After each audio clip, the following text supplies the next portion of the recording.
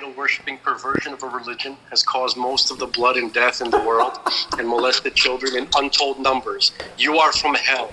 Refuse to read and learn God's word in the way he gave it to mankind. Pervert his word, and you twist and twist his word with your pitiful and libelous translation. Where do you creatures crawl out of? Slither back under the rock from which you came.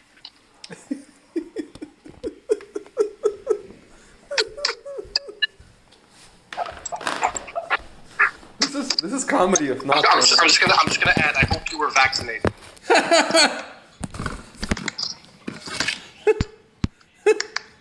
Scum with triple and triple and quadruple and 5 booster shots.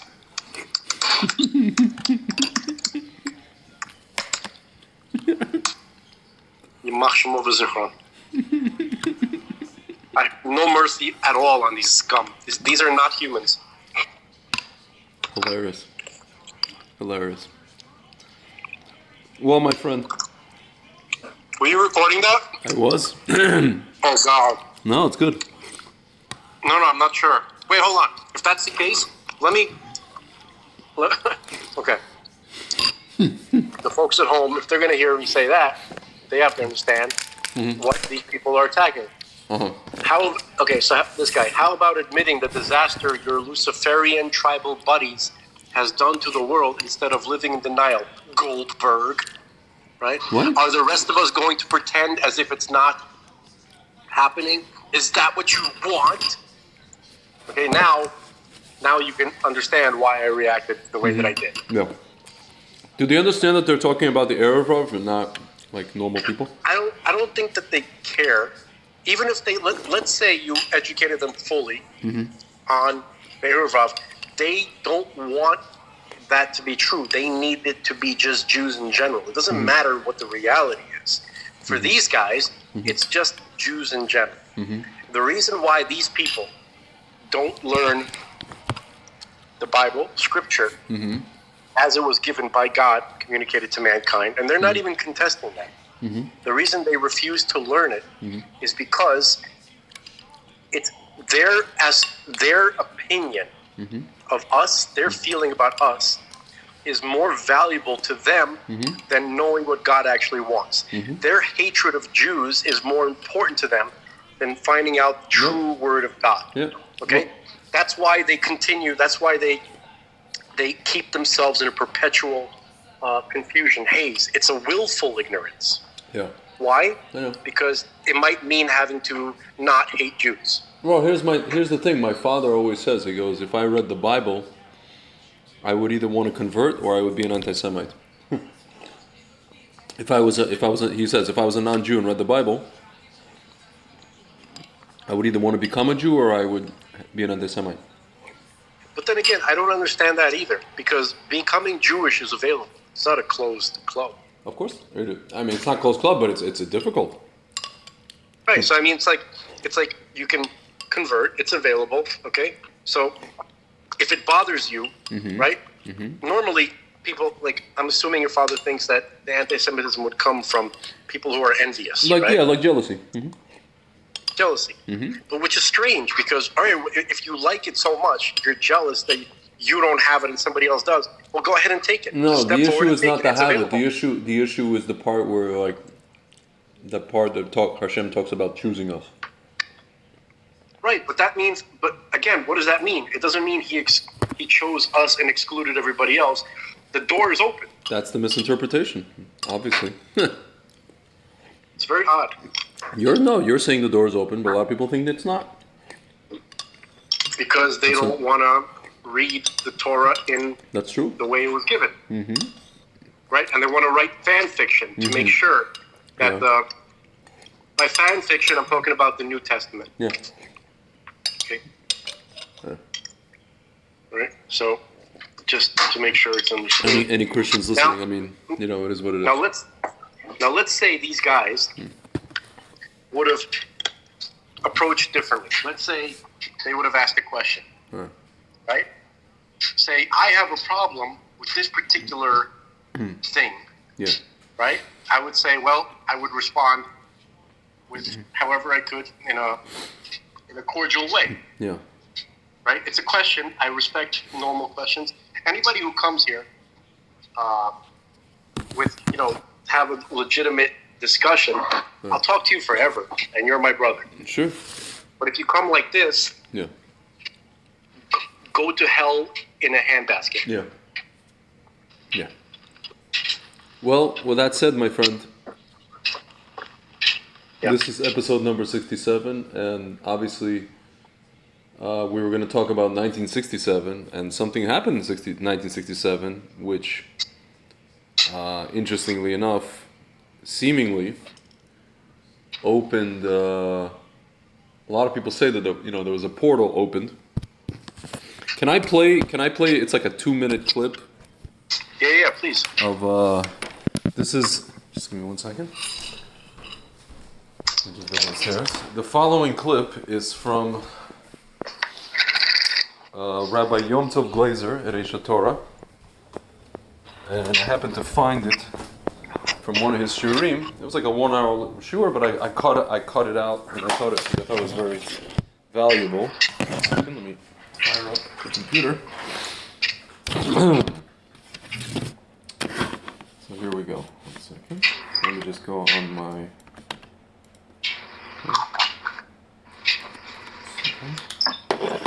What is that noise? Still getting that noise.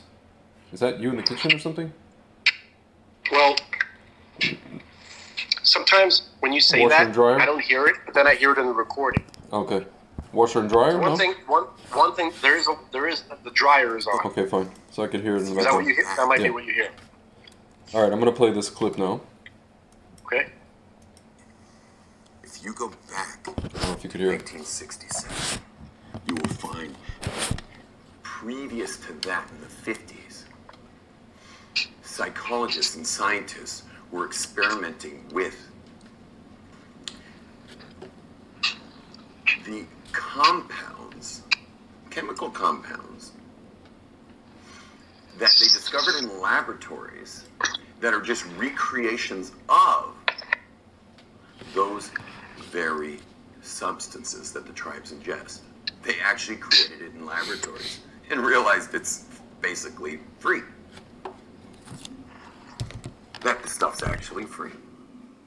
And for some reason, I don't know what happened, but God knows what happened on the 6th day of the 6th week of the counting of the Spheros. When the 6-day war happened in Israel, that stuff that had been only experimental in the laboratories of the U.S. Oops. all of a sudden hit the streets, and every kid was on this stuff. And suddenly the entire young population of the U.S. got to see the other side. And immediately, boom, the Baal Tshuva movement hits. The aperture is blown wide open. Everybody's in. And it was like natural. It was natural. Because, hey, now that I know this world's not it, this world's a thin veneer.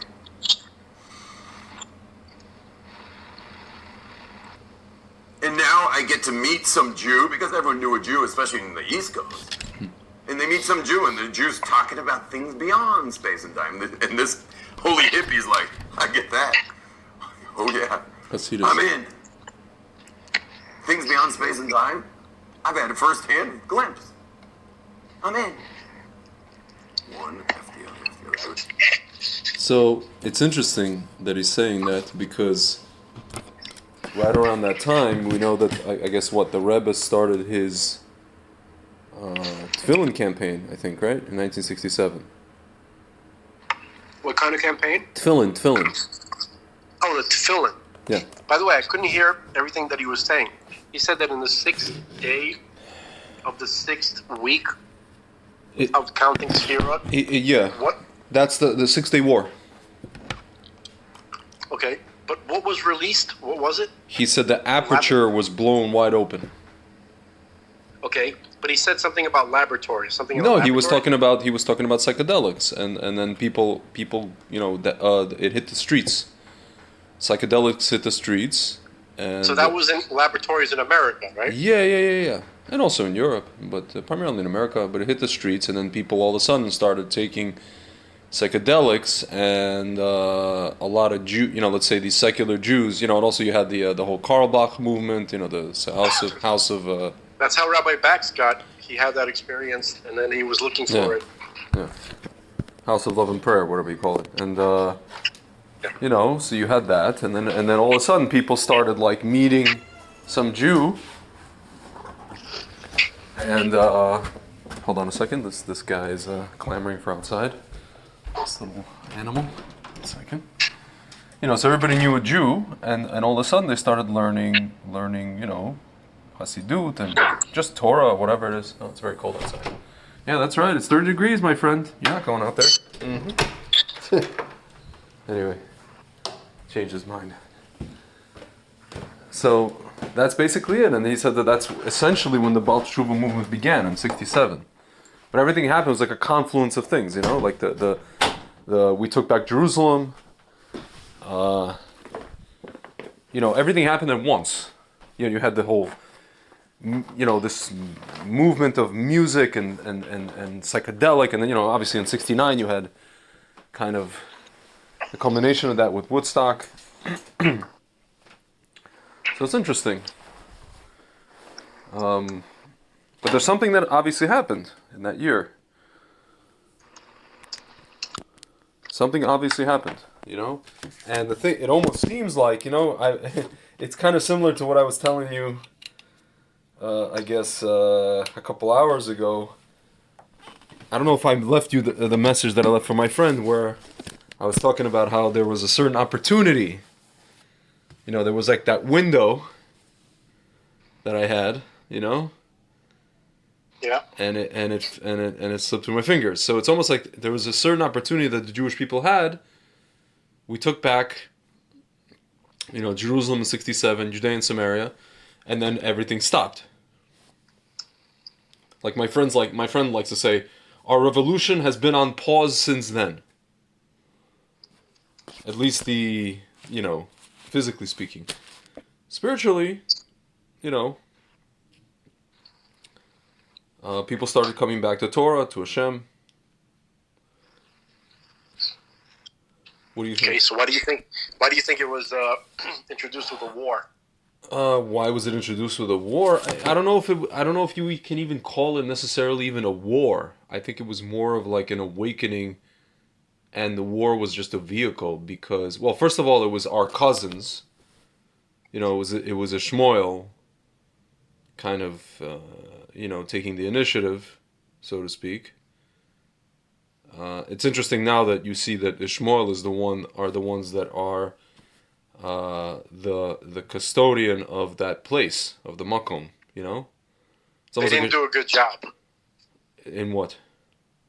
In being custodians. They turned it into a disgusting mire, a swamp. You can say that, and you're right. The only thing we can never say that they won't ever do.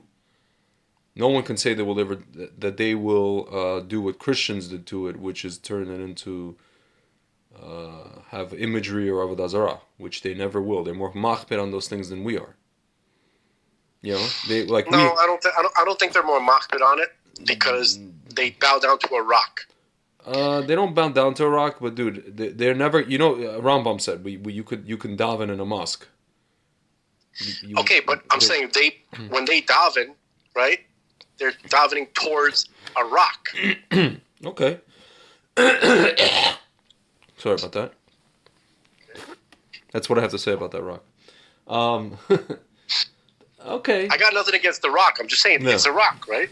Yeah. Well, supposedly It's something black. happened with. It's a black rock. I'm sure Yeah. it's a nice looking rock. Like BlackRock, Apparently- like the company, apparently it's a meteor. like our favorite company, BlackRock. Yeah. I'm sure there's no connection there whatsoever. Yeah, not at all. I'm sure that's just a huge coincidence. Yes. I want to see what happened in the year 1967. Sure. Apart from that.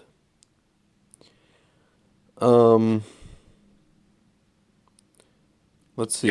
These guys are so beastly, Who?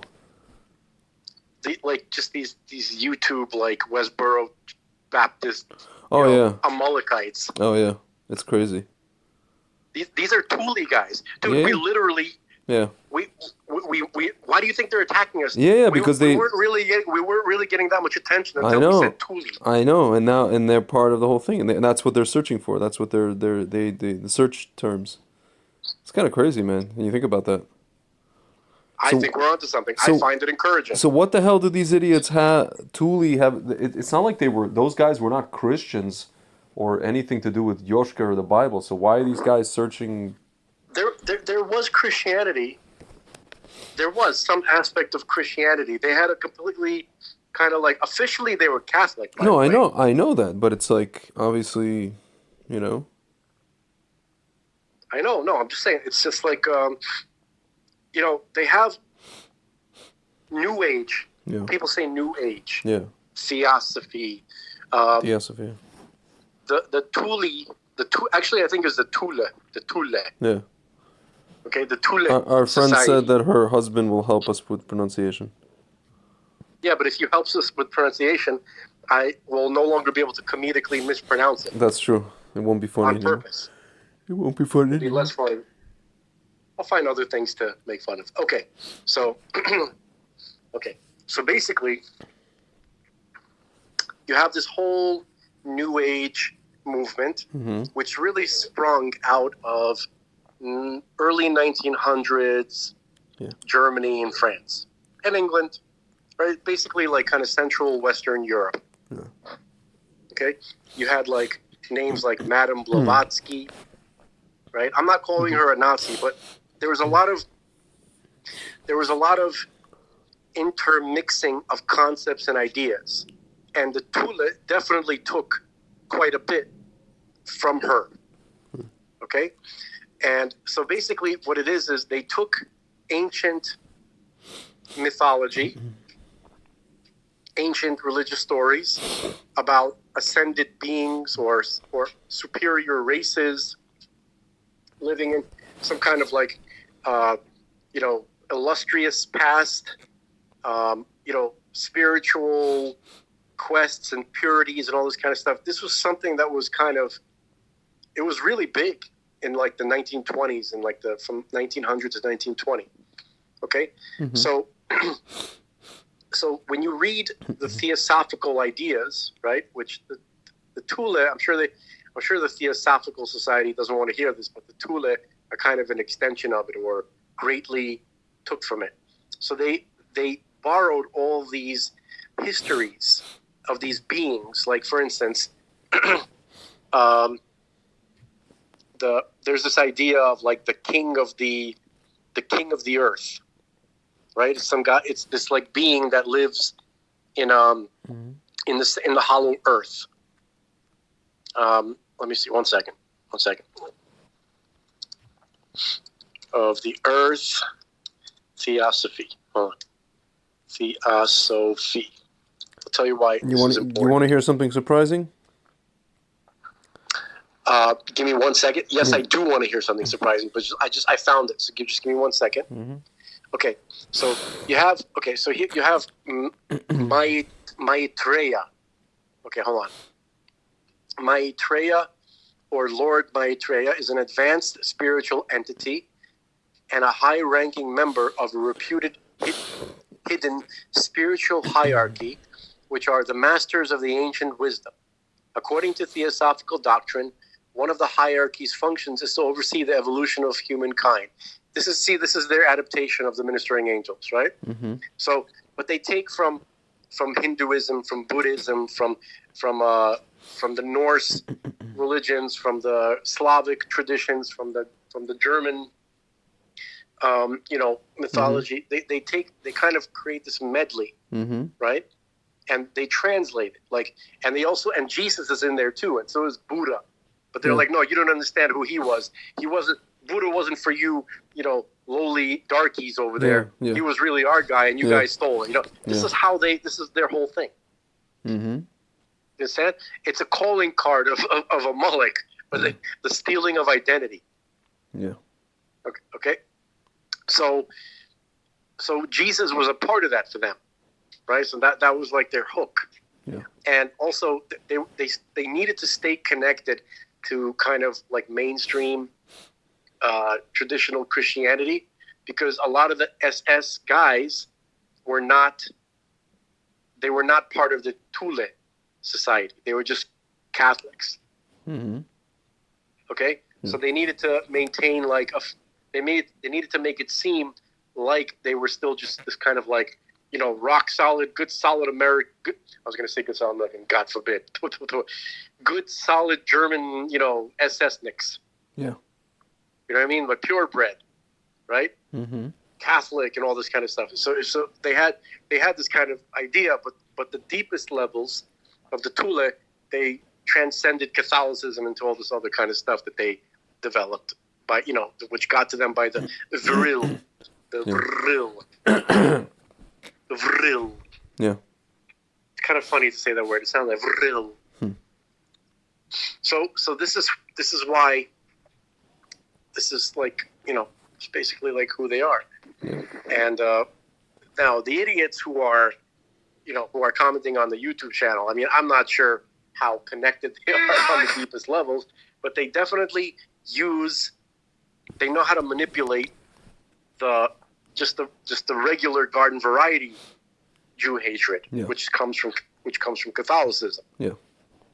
Okay, so there's many depths, there's many layers of Jew hatred. Yeah. So, yeah. So, one of the founders of BlackRock is a guy by the name of... They have a lot of founders, actually. Most of them Jewish, unfortunately. Or Erev Rav, as you want to call them. One of the founders is Badr al-Sad from Kuwait. So there you go. So he's a He's a Muslim. that's a Jew. No. Okay, so Badr al-Sad? No, he's a Muslim. finally, folks at home, historic moment where Greg stops Farrakhanning. I mean, it's not my Jewish fault. people for like 2 seconds. It's just, you know. So I don't know if where they came up with the name though. I don't think it's from this guy. Maybe it was. I don't know.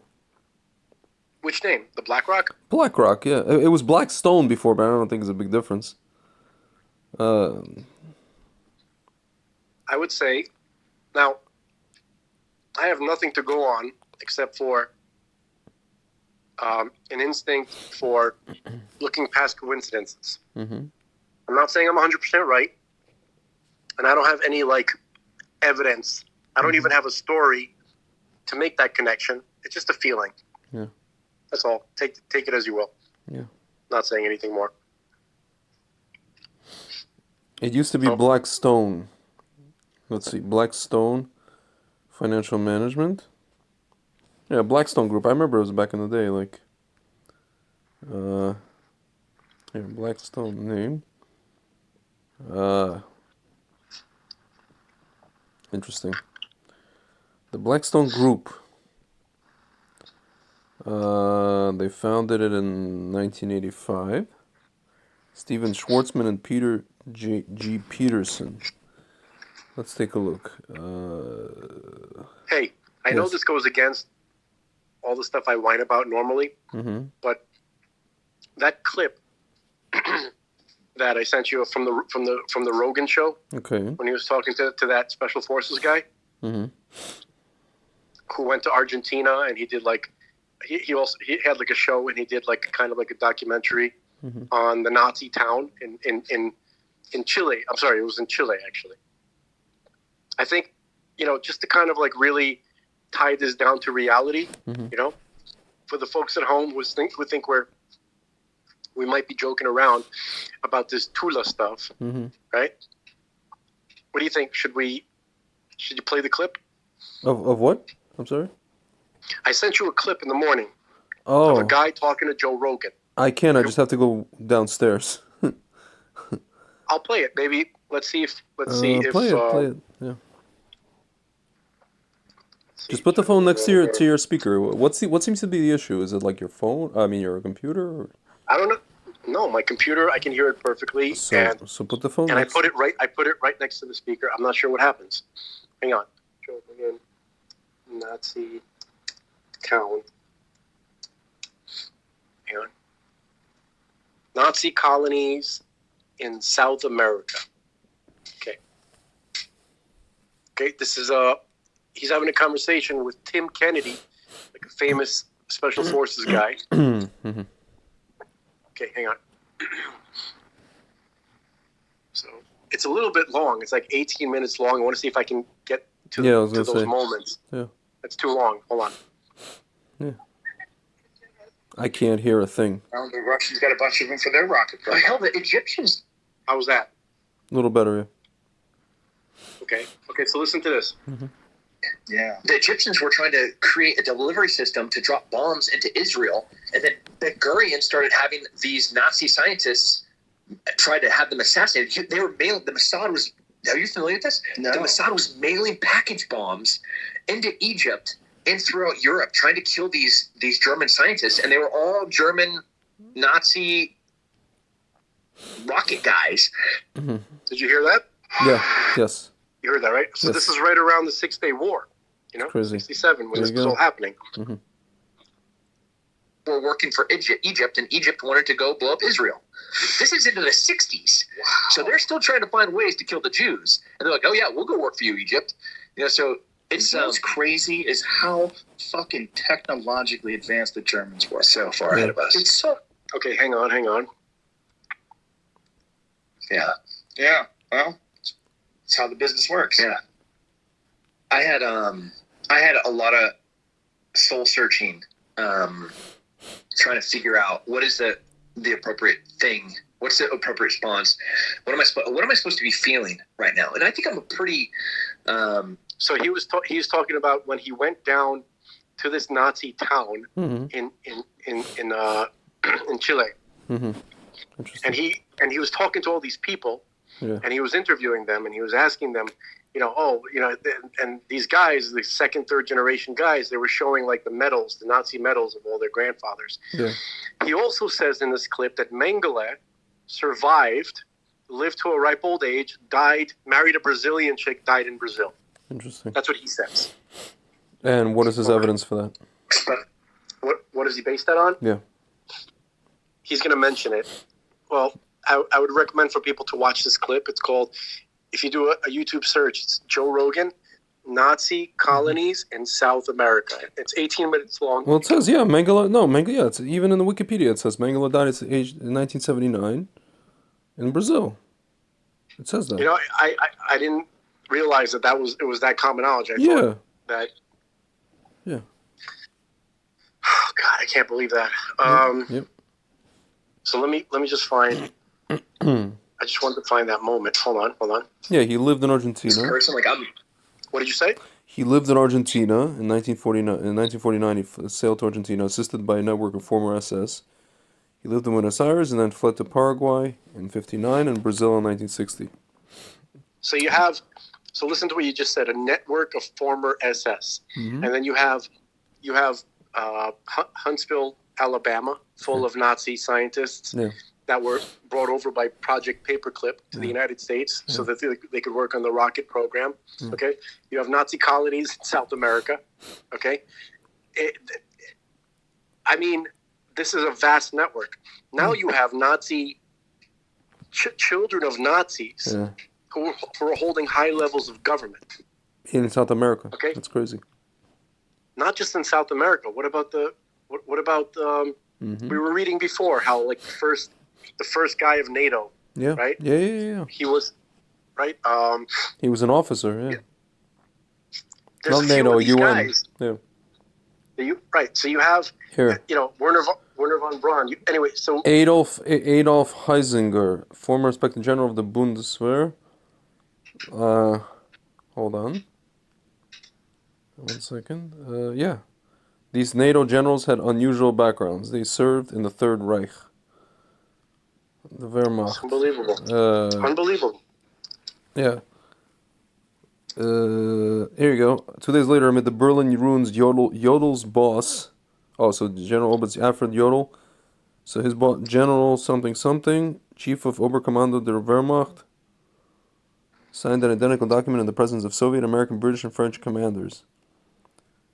World War II was over for Jodl, Keitel, and their countrymen, unlike what happened at the end of World War I, blah, blah, blah.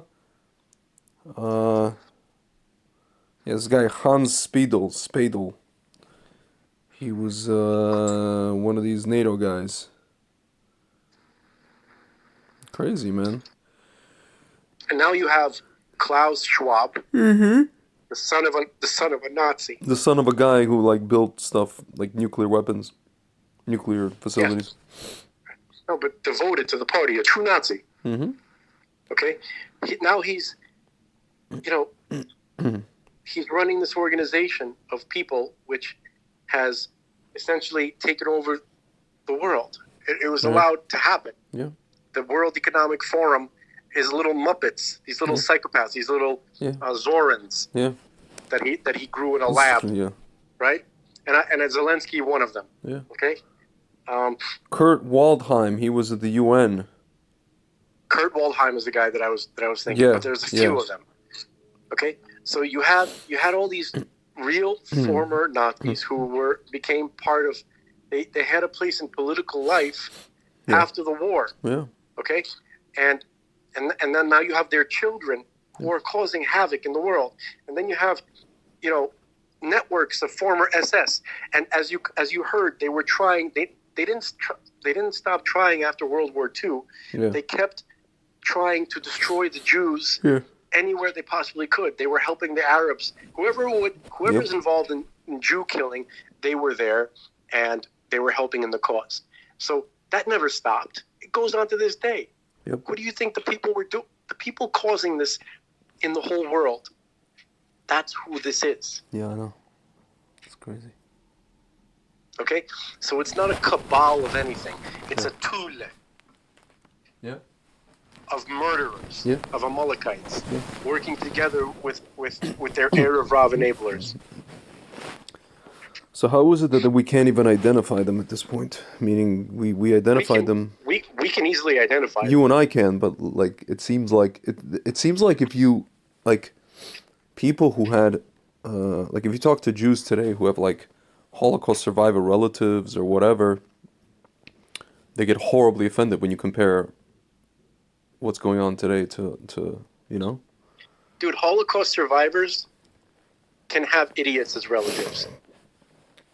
I'm not trying to be cute, but it's just a fact. Yeah. You can be a Holocaust survivor, and then your children and grandchildren, it's possible that they could be idiots. You know, man, we should get Vera Sharav on this program. Because she's the only one I know I've seen, the Holocaust survivor, to speak about any of this.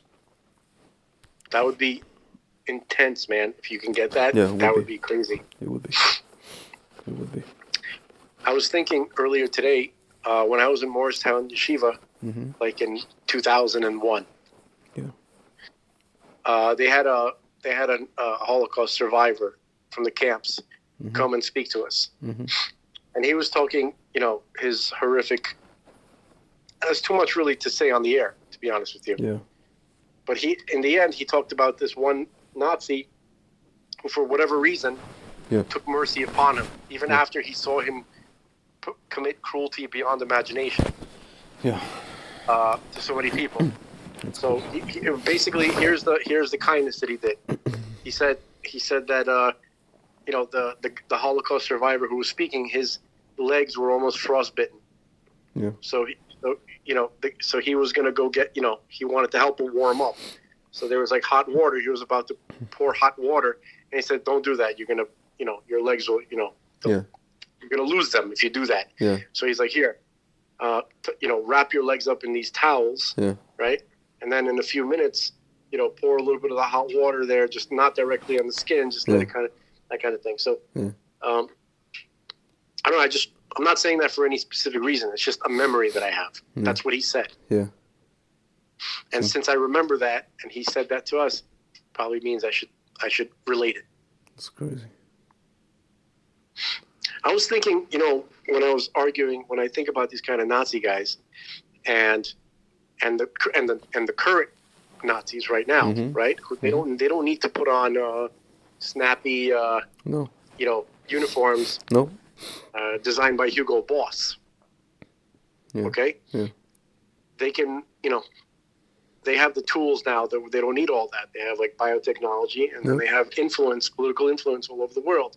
So when I think about these guys, I cannot find any mercy in my heart for them. I don't like. Here's the thing.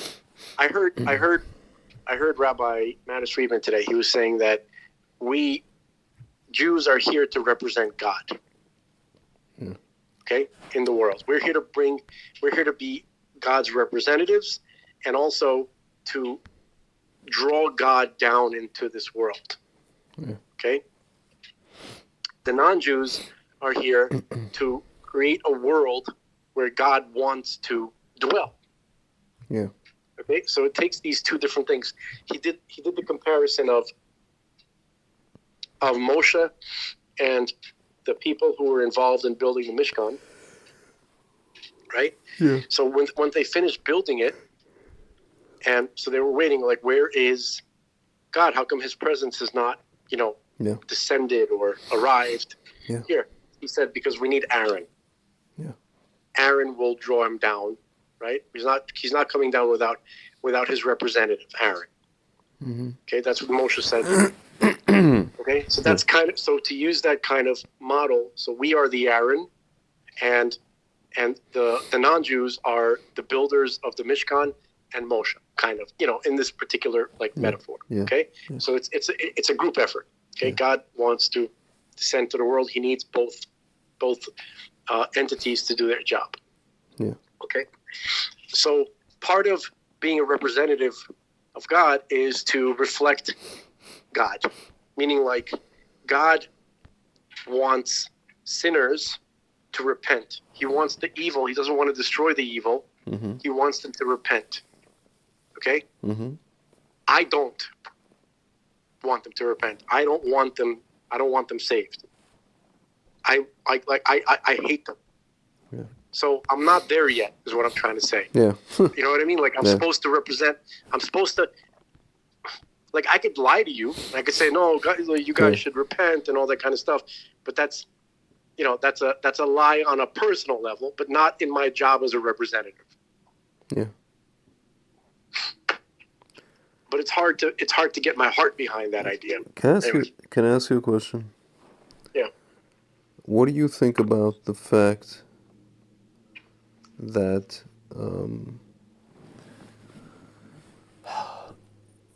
no matter what you think, put aside what you think of Zelensky. Here's I'm gonna draw you a picture of two events that happened in the last 4 years, and you tell me what you think about them. The first event was the release of Shalom Rubashkin, and in a very, very short period of time, the Jewish world, only the Jewish world, what I call the Torah conscious world, plus, a few other people, got a glimpse of what I call it 1/60th of the euphoria that we will feel when Mashiach comes. You remember this moment when Rubashkin was released, what was happening. All the groups basically united for a very short period of time. All of the groups in Judaism, in Torah Judaism. Yeah. Then you fast forward 4 years later. No matter what you think of him, I think it's amazing, two things, that a country, I'm going to give them the benefit of the doubt and call them a country with a history of anti-Semitic incidents, elected a Jewish man as their president. And 2 years later, no matter how it happened, no matter how, who set this up and who did this, what the reasons were, it doesn't really matter. Ostensibly, the most famous Jew in the world right now, who everybody is fawning over, whatever the reasons are, is Zelensky, is this guy. I think it's both of these things were like little, what I call them prequels, or a little kind of a foreshadow. Like when Mashiach comes, for example, Mashiach is not going to talk to parliaments all over the world in one after the other next day, one day this one day this. He's going to talk to the whole world in simulcast, right? And for sure the Jewish world's going to be united, not for like 2 days over Hanukkah, you know, but like forever, and in a real way. I think it's a very horrible thing what's happening, what you're describing. Listen, you could say it's a horrible thing, but I think that behind, like No, but here's you why always it's a say, horrible thing. no, like you always say, hear the what you're the saying. Sitra Achra gets I it hear what first. The Sitra Achra gets it first. Yeah, but that's the Sitra Achra nonetheless. Correct, but We have to divorce ourselves. Ultimately, Yeah. it's going to come out, and it's going to, and all whatever good it's doing for a couple of moments. I'm right? not saying it's doing good. What I'm saying is, if you have the eyes to see, you can imagine that there will be a day where, the most famous person in the world will be a Jew, and it won't be Zelensky. It'll be Mashiach. He's going to simulcast his message all over the world in one day, in one shot, and that'll be that. That's all I'm saying. Can I just? You're right, Okay. but I wanna just point out a current event. Okay. It's almost like we had a Jew named Zelenko. We have a Jew named Zelenko Yes. who brought, who God used him to save people's lives. Okay, and instead of many people, God bless them, embraced him. Okay, Yeah. many good people who are Christians, many good people from a lot of walks of life, a lot of people from Turkey, Muslims from Turkey, and from Saudi Arabia were actually really on board and loved him and had a lot of respect for him. Yeah. Probably still do. Okay, so there are people in the world who have the sense, they have the intuition, okay, the personal relationship with God, to kind of see what needs to be seen. And his name was Zelenko. Okay? Yeah. All right. So that was, in this case, it was the opposite of the Sitra Achra gets it first. This case, it was the Sitra Achra couldn't stand that we got it first. So they had to replace Zelenko with Zelensky, with a mutant version, with an evil mutant version of Zelenko. I think he's being used, man. I don't think he's evil. I think he's being used. I can tell you why I want, dude, I was like fighting with myself, wanting to find something to just kind of come to the same conclusion, to the conclusion that you just said, but I can't because it's not true to me. Okay. Why? Because there's no, first of all, this guy is connected to the World Economic Forum. He has a profile on their website. Yeah, but I think he had to cozy up to them. Listen, man, dude, Ukraine's Hold a on. shithole. No. I feel like you're going to marginalize everything I'm saying. I'm not marginalizing. I'm just saying that he had to do it. He had no choice. I don't know why he had to do it. He didn't have to. You're wrong. So what was he gonna do? What he should have done. The big bully. If you have to pay 2 mafia bosses, right? If you're living in an area where you have 2 powerful mafia families, one of them is Russia, the other one is NATO.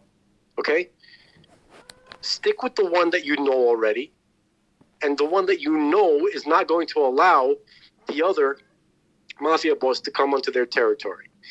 He knew that. There's nobody who gets anywhere near politics doesn't understand that. Do you understand? There's nobody that doesn't understand that. Yeah. Nobody. Yeah. Okay? People dumber than him understand that too. They don't understand what he did. Only the most simple, completely thoughtless people who just go about their business, like us here in America, right? Who don't pay attention to anything.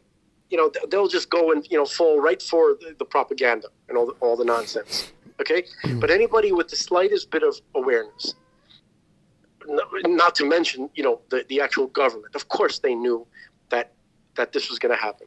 They didn't have a second thought in their mind. There's only one conclusion possible. This is what he wanted. This is what he volunteered. This is the role he volunteered for. Okay, there's no.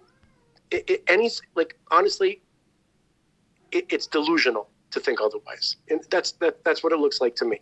Okay, that's it. That's why I can only say what it looks like to me. Yeah.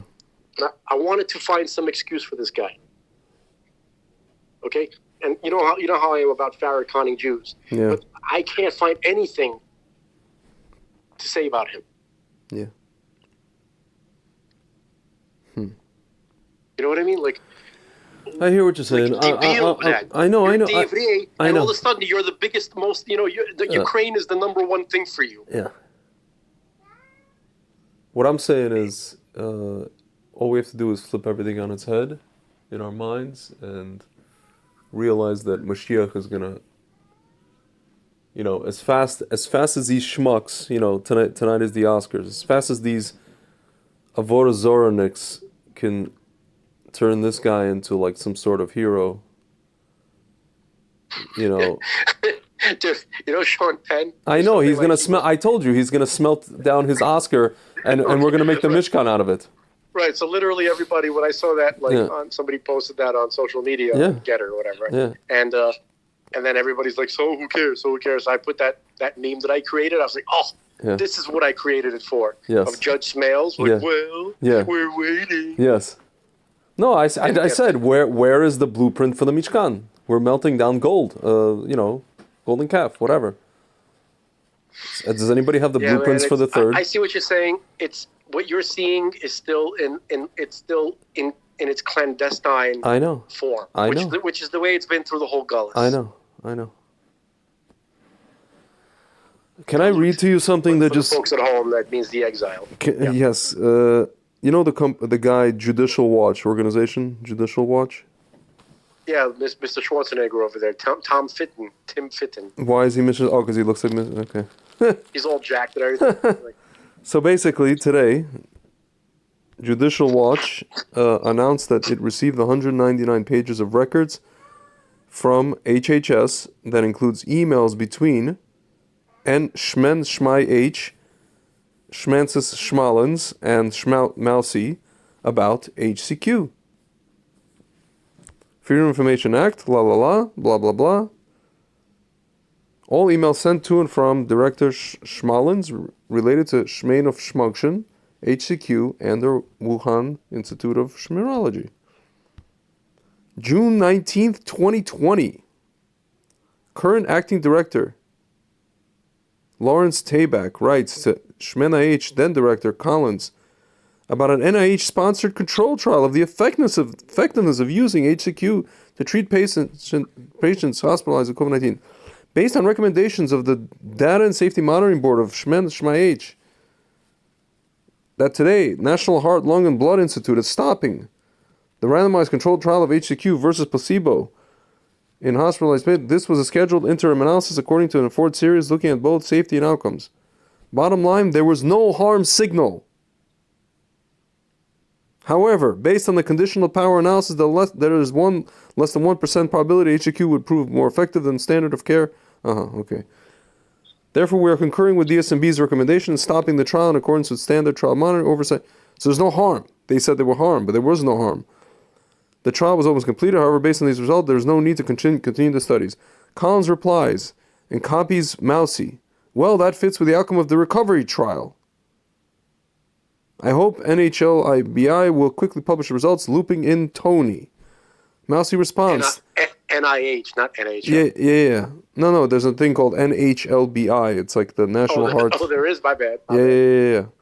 Mousy responds the same day. Thanks. Not unexpected, but good to have solid evidence behind the recommendations. Now we now need results for the trials for prophylaxis. May 2020, Nakela Cook authored an NIH report. Update on Shmovid initiatives and requests for additional funding. According to Cook, a unit of NIH called the Patient-Centered Outcomes Research, PCORI, launched a large trial to study the effect of use of HCQ as a prophylactic treatment in healthcare workers against Shmovid. The study was called HERO, Healthcare Worker Exposure Response and Outcomes, HCQ Trial. Cook claims that the study's creators wanted to create a community of healthcare workers who may be at risk of Shmovid, and then randomized 15,000 at-risk HCWs into randomized clinical trial to evaluate the efficacy of HCQ to prevent Shmovid clinical infection in HCWs. To evaluate the efficacy of HCQ to prevent viral shedding of SARS among HCWs and evaluate safety and tolerability of HCQ. The results included a letter from a group of Democrat congressmen to the HHS Secretary Alex Azar, representative of rights. We write with strong concerns surrounding the administration's termination of the NIH grant to Shmiko Shmel April 2020. In the letter communicating the grant's termination, NIH Deputy Director Extramural Research, Dr. Michael Lauer, wrote that at this time, NIH does not believe the current project outcomes align with the program goals and agency priorities. However, press reports indicate that the grant was canceled because a small portion of the funding was to be given to the Shmuhan Institute of Shmirology on the ground sample collection and analysis. Given the potential for the study to inform our knowledge of Shmirona disease 2019 transmission, it is deeply concerning that it may have been canceled for political reasons in the midst of the current pandemic. In a heavily redacted July 2020 email with the subject line, Shmiko Shmel Oversight Response. We're going to draft a response to the letter. Mike Lauer, can you help with the draft? Collins responds, sounds like a plan. Hallett's response is completely redacted, and then Lauer replies, thanks so much, Adrian. I'll draft something today. Mousie's agent is slow rolling the release of documents about Shmovid, Shmuhan, and gain of Shmunction, says the Judicial Watch President Tom Fitton. At this rate, Mousie would be long retired before we get even a partial accounting for its activities. Unless this one guy I know, comes out sooner. In August 2021, Judicial Watch uncovered records from HHS through a Freedom of Information Act lawsuit that included an urgent for Dr. Mousie email chain, which cites ties between Shmuhan and taxpayer Ishmi. Okay, we know this. The government emails also reported that the foundation of U.S. billionaire Gil Bates worked closely with the Chinese government to pave the way for Chinese-produced medications to be sold outside China and help raise China's voice of governance by placing representatives from China on important international councils as high-low come in from China. Let's see, what else? I just want to go into... My kids are a bunch of scumbags. So what's the takeaway here? The takeaway is... The takeaway is that HQ works. Well, we knew that. Yeah. We knew that already, Greg. Yeah. The takeaway is a very bad aftertaste of listening to these scumbags consistently get away with what they're doing.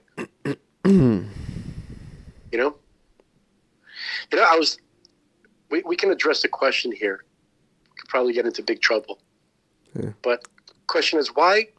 We should talk about why do these guys get away with what they get away with? Well, the answer is because we don't do anything about it. But what does it mean to do something about it? Right? Well, if you want to know from a celestial, so to speak, spiritual perspective, is because Hashem wants, Ramchal would say, Hashem wants these people to do the maximum. Yeah. To give them maximum punishment. No, that's true. Can you give me 1 second? I have to let this cat out of the bag. Yeah, Okay, absolutely. He's going berserk. Anyway. So on the earthly plane, right? The reason why I'm not trying to be, I didn't mean that in the douchey way. I mean literally in the earthly. You were speaking about the spiritual plane, and I'm talking about the earthly plane for a second. Yeah. So the reason that they can do what they do is because none of us try to kill them. Yeah. That's what it comes down to. They're not scared of us. Yeah. Okay, I just want to just say that out loud so that people can't lie to themselves anymore about why this is the case. Okay, remember Rabbi Mizrahi, right? He was talking about the Syrian. Well, in his, when he, based on his judgment, when he was visiting the Ocean Parkway community, some of the Syrian girls, they perhaps were not wearing tzniut up to his standards, right? So he is saying, why don't you go try? Oh, you go here because nothing gonna happen. Yeah. Why don't you go try do that in the mosque? You don't want to do it, right? Yeah. Why not? right? Why are they? What, Yeah. Do you understand? Do you Yeah, see what yeah, they? yeah. So this is why. Okay. Um, this I just wanted to. I think it's important to look at reality in its face. Yeah. So to understand why that's the case, the only thing that comes to mind is some stuff I heard Rabbi Friedman say, Rabbi Manis Friedman. And according to him, you know, in his view, there's nothing to be done. Right? Yeah. He's saying that, look, our job is to make the world a better place. To make it better, which means better morally. Yeah. Right? All of the, like, facts on the ground in terms, not the facts, but the issues we're dealing with, like, Yeah. you know, evil politicians who are killing many people, right? Yeah. Or, you know, you have like these eco lunatics who are worried about every little thing about the earth. Yeah. These are things you can't control. Yeah. Because even if you could impose harsh, you know, ecological nonsense, Yeah. you end up burning California and Australia because you're idiots. You don't understand what you're doing. Yeah. You don't understand anything. Yeah. So maybe some of these guys think they're trying to do some good, but they end up destroying the world. Yeah. They killed 2 billion animals. Do you ever see those Yeah. videos of the Yeah, koala in Australia. bears? In Australia, yeah. It's terrible. It's terrible. You know, It's like terrible. I feel like drowning left us in a bucket. I want to Yeah. drown them all in the same bucket. Yeah. They did that. Yeah. The top levels did that on purpose. Yeah, for sure. The lower levels are just morons, complete imbeciles. Yeah. Okay? Even if they did have a good intention, they don't know what they're doing. The point is, it's not for people. You're not going to, a person or a people is not going to handle dealing with the earth. There's certain things that you just got to let God deal with that. Yeah. Okay? So that would seem to be the viewpoint of Rabbi Manis Friedman. That's what he would tell us to do. And it's tempting to accept that viewpoint wholeheartedly because that means you don't have to do anything. Yeah. You could just live quietly, be a good person, and when it comes time for your turn into the gas chamber, so be it. So there there's going to be a resurrection. Mashiach will come. Yeah. It's not up to you. Yeah. That's the sense. I don't know if I can accept that. I don't accept it either, man. And it actually falls in line with I don't know if I'm representing him right. That's what I feel. That's what I get from listening to him. He might say something, he'll be like, "No, that's not what I meant." I'm just saying, we should have him on.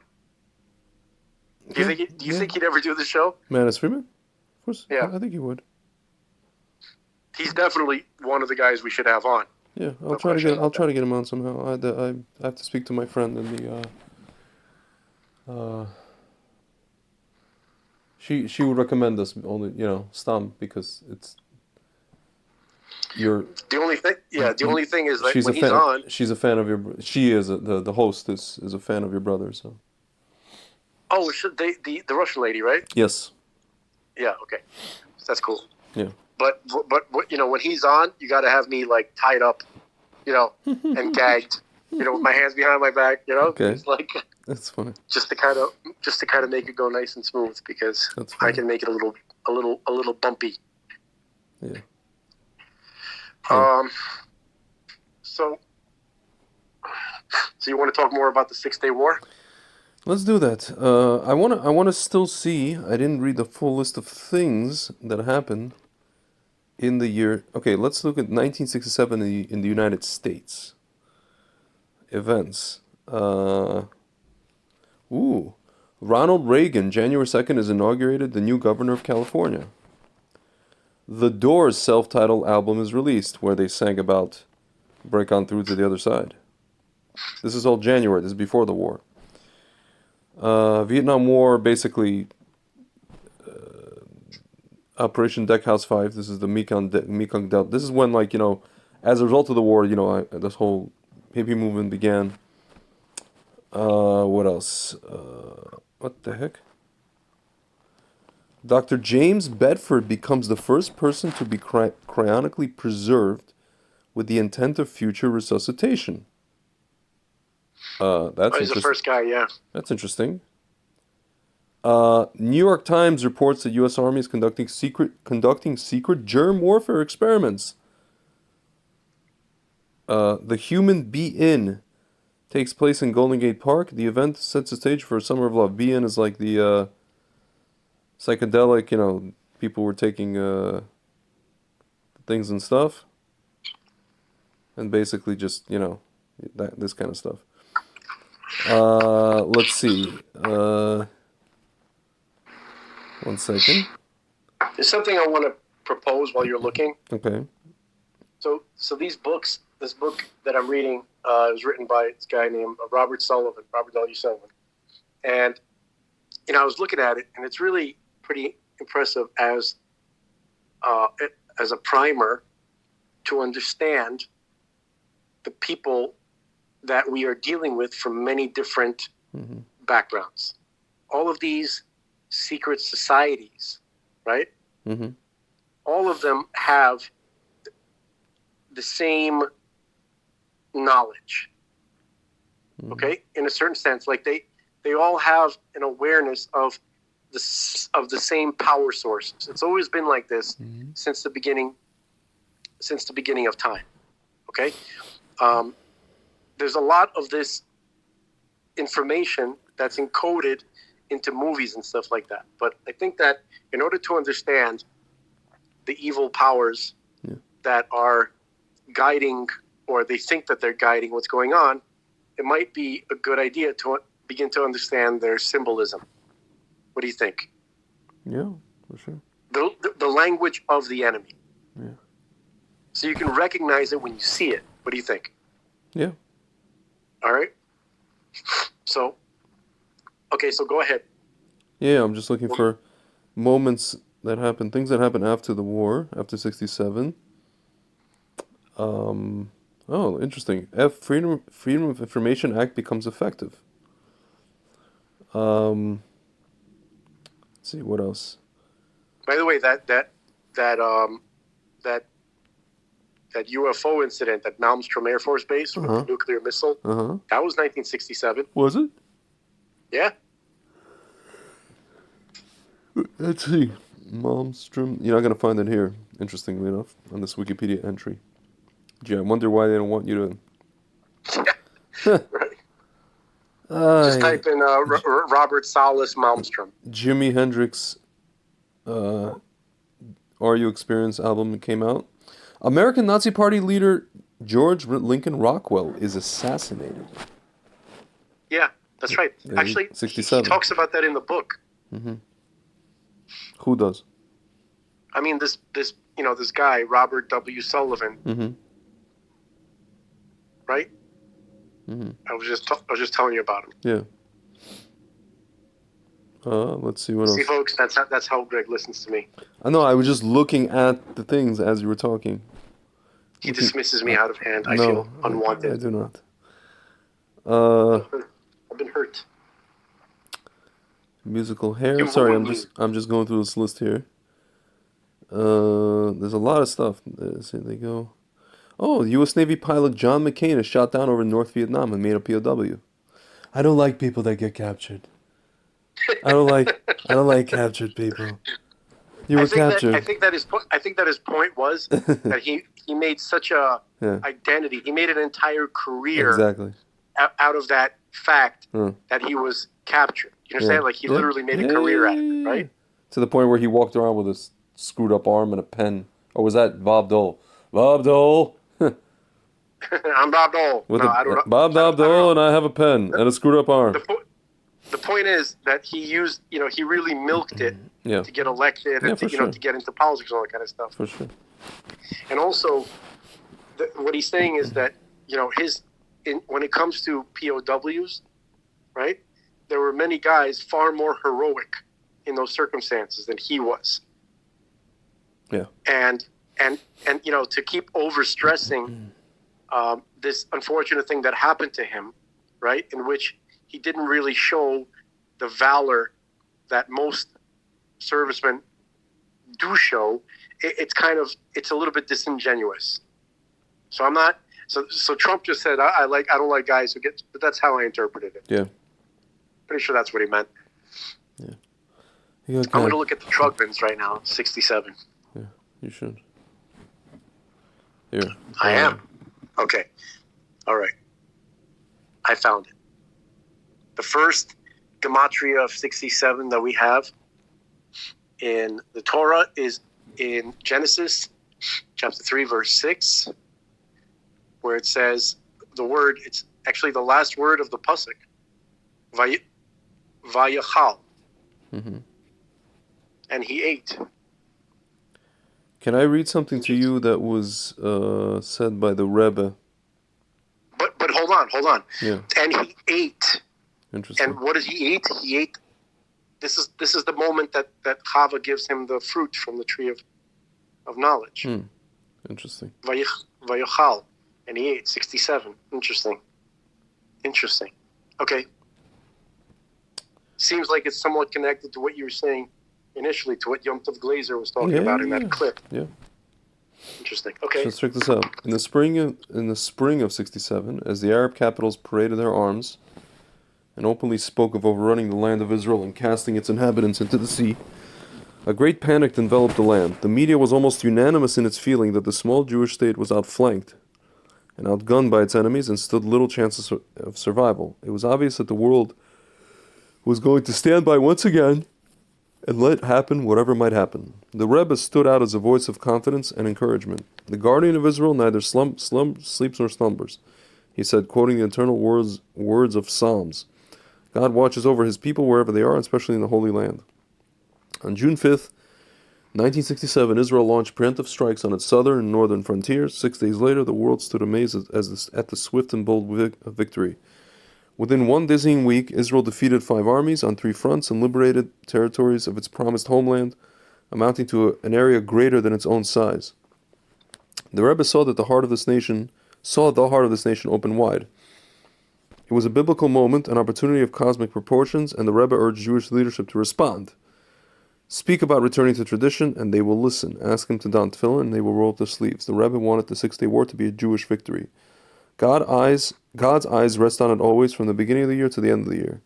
The Rebbe saw this divine statement as the ultimate guarantor of Israel's physical safety. He was equally concerned with the spiritual state of Israel. This is the land referred to as the Holy Land by all peoples of the world. The Rebbe reminded us, certainly we to whom the land has been entrusted must safeguard and cultivate its holiness. The Rebbe was in constant communication with Israeli government and military leaders on matters of safety and security. Whenever the issue of land for peace treaties came to the fore, the Rebbe, as he did on every issue, would look to the Torah for guidance. The Rebbe found that Torah law clearly states that yielding territory to an enemy in exchange for a promise of peace will bring not peace, but more war and greater bloodshed. Israel's peace and safety, the Rebbe repeatedly stressed, can be achieved only from a position of strength and confidence. Any sign of weakness or self-doubt is sure to encourage Israel's adversaries towards further aggression and terrorism, like we have today. ISIS attacked somebody in Hadera. I'm just adding that. Yeah. Like ISIS, not Hamas, not PA, ISIS guys. Yeah. Islamic State. The Rebbe's great concern for an intimate involvement with the Holy Land, both personally and through his thousands of followers, on hundreds of institutions there, are legendary. The people of Israel responded in kind. His picture can be seen in army outposts and falafel stands from Eilat to Metula, and everyone from the man on the street to prime ministers and army generals have turned to him for blessing and counsel. Yeah, they listened, they told him and did the opposite. Idiots. That's it. But here's another thing I want to say. This is, 1 second.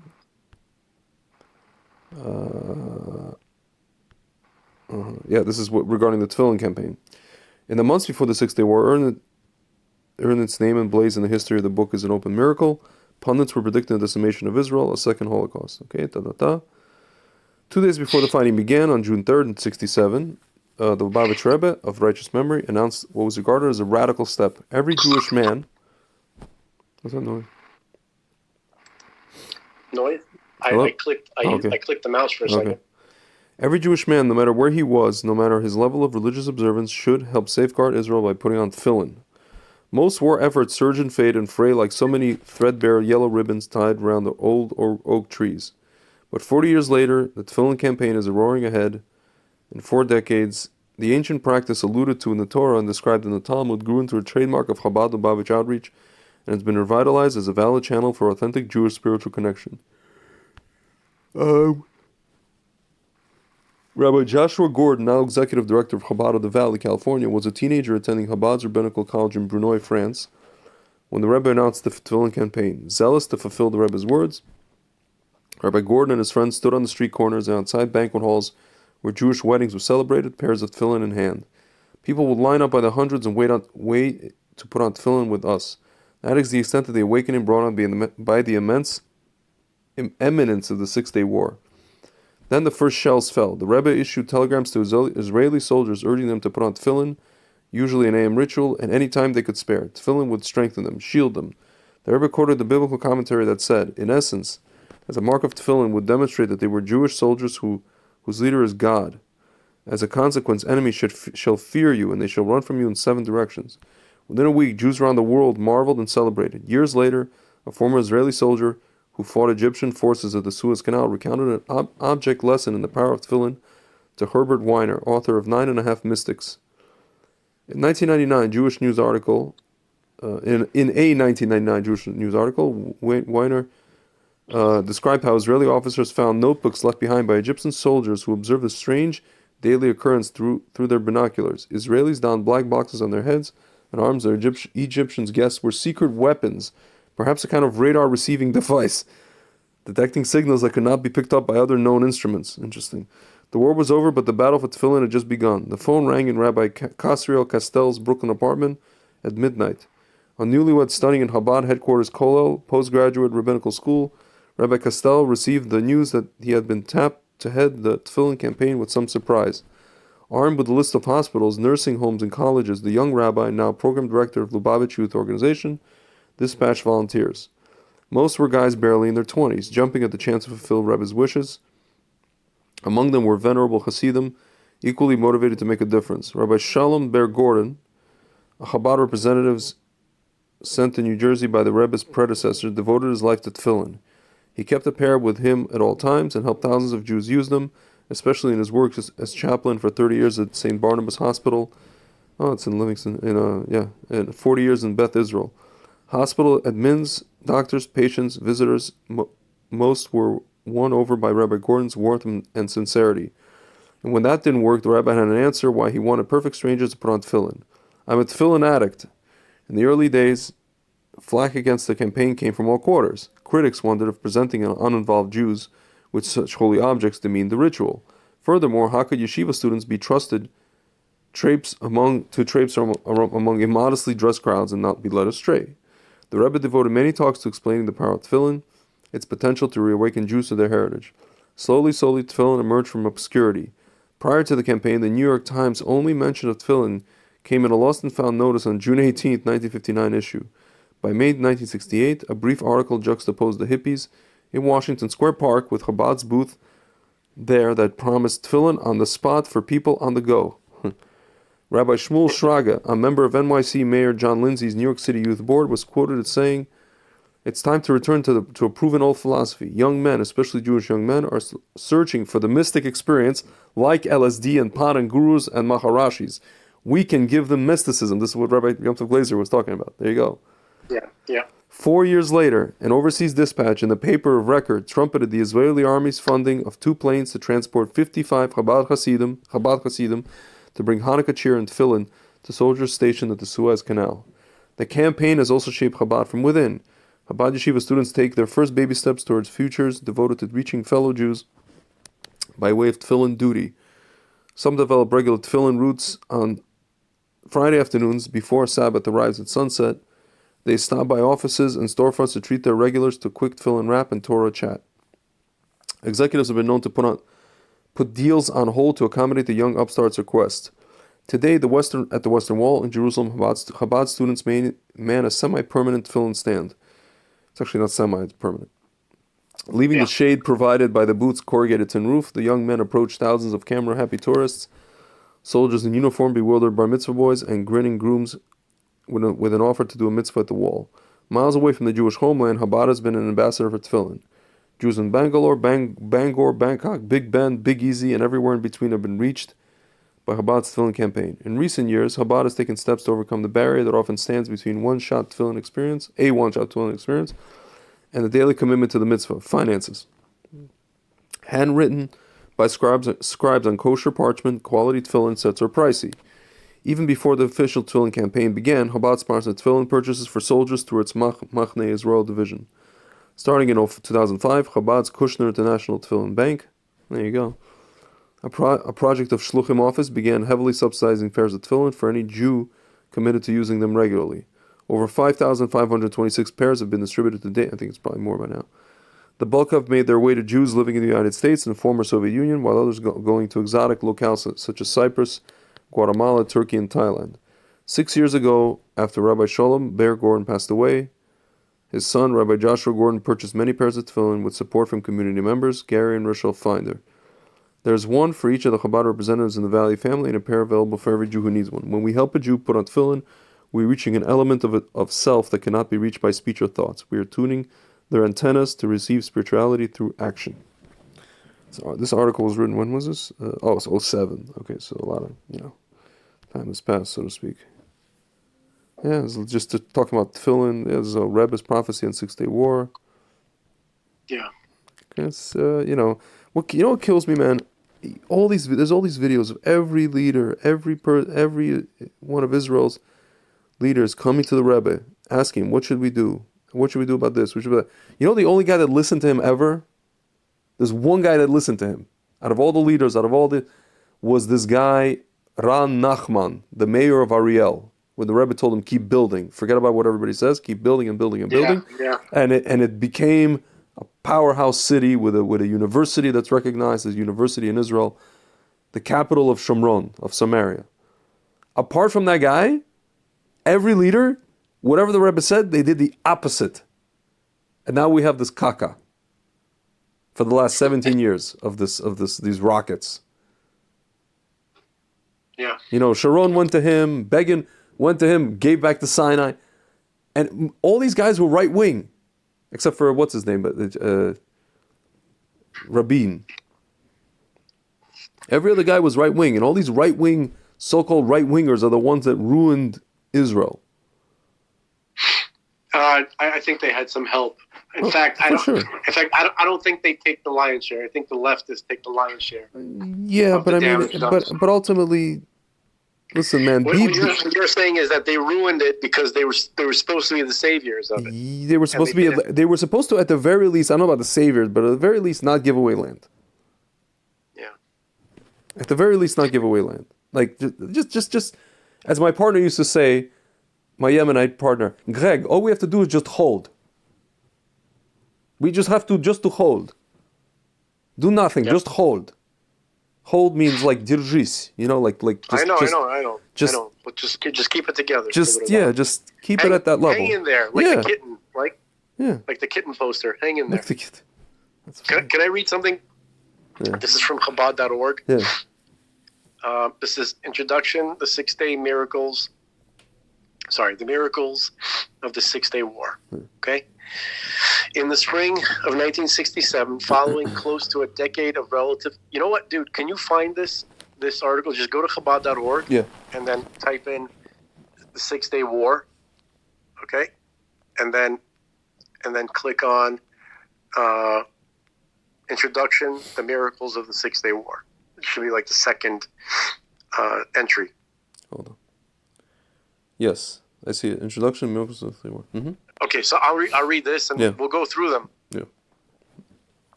Okay, so in the spring of 1967, following close to a decade of relative calm, Israel found itself poised for war against four of its Arab neighbors. Mm-hmm. According to all the military analysts and pundits, it was to be a lopsided match. Yeah. The Israel Defense Forces consisted of 275,000 troops compared to the 456,000 soldiers of the combined Iraqi, Syrian, Jordanian, and Egyptian armies. Yeah. The United Arab Forces also had a decided edge with regards to weaponry and military equipment. They boasted more than double the amount of tanks and close to 4 times the amount of combat aircraft. The 3-week period preceded the Six-Day War was one of dread, shock, and fright for the residents of the Holy Land. Yeah. With close to 2.5 million Jews living in the tiny country, it had the highest concentration of Jews since pre-Holocaust Eastern Europe. So pessimistic was the outlook that the nation's cemeteries and national parks were marked to become grave sites for the many who would surely perish in the course of the war. However, despite all the prognostications, by the time the war ended, the territory under Israeli control had tripled in size. Jews returned to sites where their ancestors had lived for thousands of years, sites from which waves of terror were launched against them for so many years. The casualties and losses were painful, but minimal in comparison to all the projections. The Jewish nation was miraculously victorious in the face of unbelievable odds. History books speak of the 100 Years' War, or the 30 Years' War, and many other long-fought battles. Here, in a matter of 6 short days, a nation managed to utterly rout not one but 4 powerful enemies. Jews across the globe thanked God for the great miracle that happened. An incredible sense of pride and spiritual awakening gripped the Jewish people worldwide. The following is a brief account of some of the major events of the war, with emphasis placed on a few of the miraculous occurrences which characterized its battles. We will also highlight the pivotal role of the Lubavitcher Rebbe, Rabbi Menachem Mendel Schneerson, of righteous memory, in calming and reassuring frightened and trepidation-filled nation. In calming and reassuring a frightened and trepidation-filled nation, both before and during the war, and foretelling its miraculous outcome. You want to read the next entry? Yeah. It says, Israel was celebrating its Independence Day when the Israeli government received word that Egyptian President Gamal Abdel Nasser was moving heavy artillery into the Sinai Desert. Additionally, large numbers of Egyptian forces were crossing the Suez Canal to the Sinai. The Egyptian government had put its army on alert for an upcoming war. Syria and Jordan, too, moved into a state of alert and announced that they would not sit idly if Israel attacked Egypt. On the next day, the Egyptians instructed the UN emergency force, whose stated role was to serve as a buffer between Israel and Egypt, to leave the Sinai Desert. UNEF complied with this directive. A week later, Egypt closed the Straits of Tiran to Israeli vessels and any ships that transported military equipment to Israel. Israel considered this move an act of war.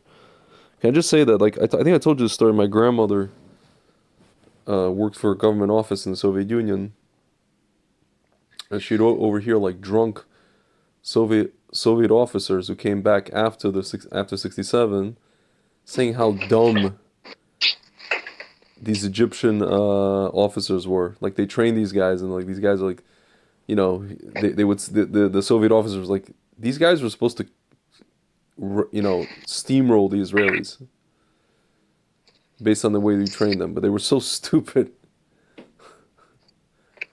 It was just there's nothing we could do for these guys.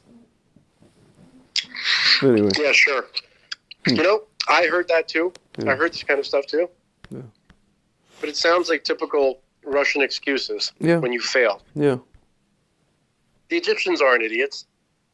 Arabs aren't stupid. Some of them are not terribly bright. Like everybody else.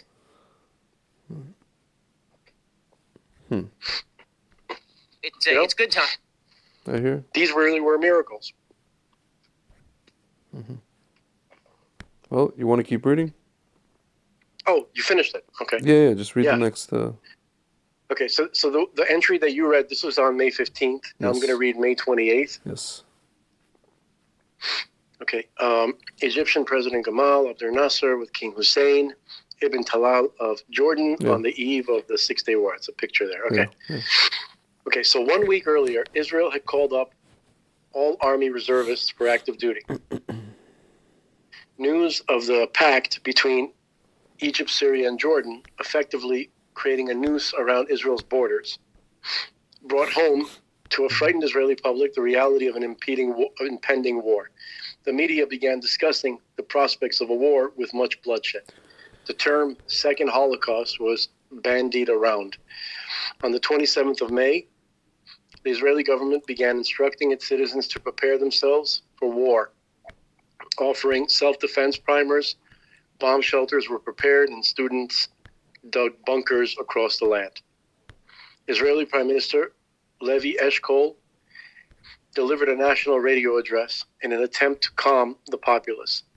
Instead, he projected confusion and hesitancy. Well, the Israeli public was in shock over the lack of confidence their prime minister demonstrated. The nation's panic thickened. Hold on, I think there's a second part to this. The very same day, thousands of miles away in Brooklyn, more than 20,000 children and adults gathered on the streets to celebrate the festive day of Lag BaOmer and Jewish unity. In his address to the gathering, the Lubavitcher Rebbe spoke forcefully about the situation in Israel. The Rebbe emphatically declared, God is guarding them and sending them his blessings and salvation in extraordinary measure. The people of Israel will emerge from the current situation with remarkable success. The Rebbe urged the children to do good deeds in the merit of their brethren in Israel, and then, in a strong voice, expressing unmistakable confidence and assurance, proceeded to quote God's blessing and assurance, where it says in Leviticus chapter 26, verse 6, and I will bring peace to the land, and you will lie down with no one to frighten you. He concluded by saying, God will extract the Jewish nation from all hardships with his full, open, holy, and outstretched hand, and will bring them peace and tranquility. So you want to read 31, May 31? 1 second. By the way, the war began on Malchut of Yesod, 42nd day of the Omer. Wow. And then it was 1 second. And then it was basically the whole Yesod here. Oh no, I'm sorry. And then it began Hesed of Malchut. So it was the whole that final Malchut week. This of Malchut, that of Malchut. Yeah, see the Gevura of Malchut went through Malchut. The first day was of Yesod, and then the rest of it was through Malchut. Crazy. Here. How do you interpret that? Just we got Jerusalem back. Malchut, Jerusalem. Yep. All right. That's good enough for me. Yep. Pretty straightforward. I didn't see it right there and then for a second. Okay. All right. I should have seen it. The sheet. May 28th. God of Israel. Okay, does not slumber. The very same day. No, May 31st. Oh, sorry.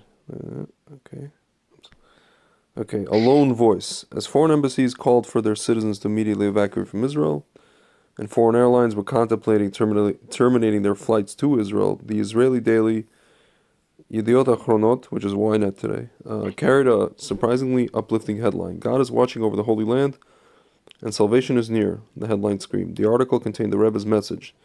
There is no reason to be afraid, and there is no reason to frighten others. I am displeased with the exaggerations being disseminated and the panicking of the citizens of Israel, which is why we always say, if the Rebbe was alive today, people would not be panicking over God. We know what. God. What? No, I'm saying he really was the leader of Israel. Newspapers from across Israel, from Haaretz to Al HaMishmar, carried uplifting headlines in the Rebbe's name. Haaretz. Yeah. At that time, they weren't any different than they are today, I can assure you. No atheists in the trench. Exactly. The Rebbe's reassuring talk at the Lag BaOmer parade reached the studios of Israel's national radio, Kol Israel, and was broadcast with simultaneous translation from the original Yiddish to Hebrew. The media also made note of the fact that the Rebbe urged all foreigners who were in Israel to remain there. Yeah, a lot of people came. A lot of these secular Jews came to Israel to help. The Rebbe's reassuring voice brought calm to many people. In an interview with Davar following the Six-Day War, Israeli President Zalman Shazar said, I did not doubt for a moment that we would be triumphant. The Rebbe called me and it was clear that he had full faith that we would be victorious. Next, June 3rd. So he was the president at that time. Okay. Yeah. This is about Tefillin. Okay. This whole thing is about Tefillin. Okay, June 3rd. Okay, June 3rd at a Shabbat Farbrengen, that's the Yiddish word for gathering, at a Lubavitch World headquarters in Brooklyn. That's on 770 Eastern Parkway. The Rebbe called on world Jewry to increase their performance of good deeds in the merit of their brethren in Israel, and especially to bolster the fulfillment of the mitzvah to put on tefillin. The Rebbe quoted the verse, "All the nations of the earth will see that the name of the Lord is upon you, and they will fear you," unquote. Our sages tell us that we merit the fulfillment of this divine promise through wearing tefillin.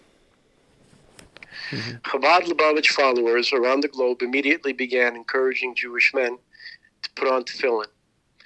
Following the Rebbe's instructions and a special telegram he sent to the soldiers asking them to join in this biblical commandment, special emphasis was placed on going to the front lines and assisting IDF soldiers in putting on tefillin. Those furthest from fulfilling the commandments back at home were often among the first who lined up to perform this special mitzvah. Yeah. Okay, you want to read next? Yeah. June 5th. It's my mom's birthday. June 5th. Wow, really well. By 7:30 a.m., 200 Israeli Air Force planes were in the air, heading towards Egyptian air bases. Though flying very low, so as not to be detected by scores of Arab radar sites, a Jordanian radar facility detected an unusually large number of aircraft heading towards the sea. The officer on duty immediately sent a message, Inab, the code word for war, to Jordan military headquarters in Amman. The message was encoded and passed on to Egypt's defense minister in Cairo. Miraculously, however, the Egyptian coding frequencies had been changed the previous day, and the Jordanians had not been updated. That morning, with the element of surprise in their favor, the IAF obliterated 6 Egyptian airfields, 2 in Egypt proper and 4 in the Sinai Desert, destroying 204 Egyptian planes, half of their air force. My God.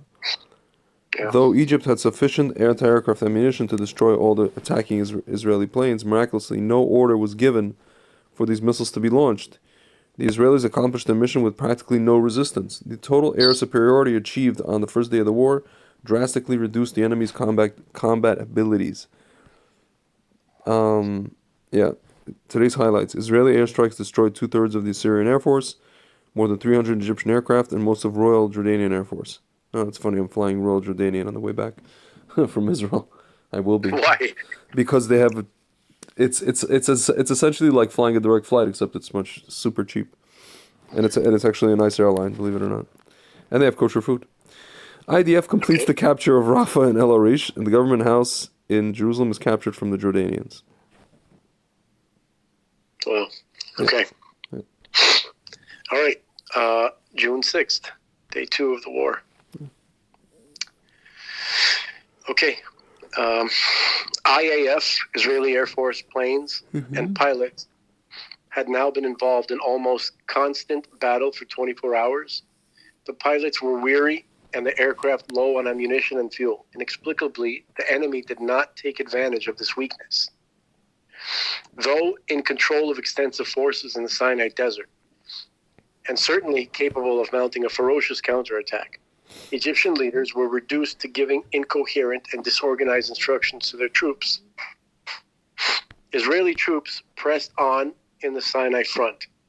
After capturing the Egyptian eastern outpost Abu Agela,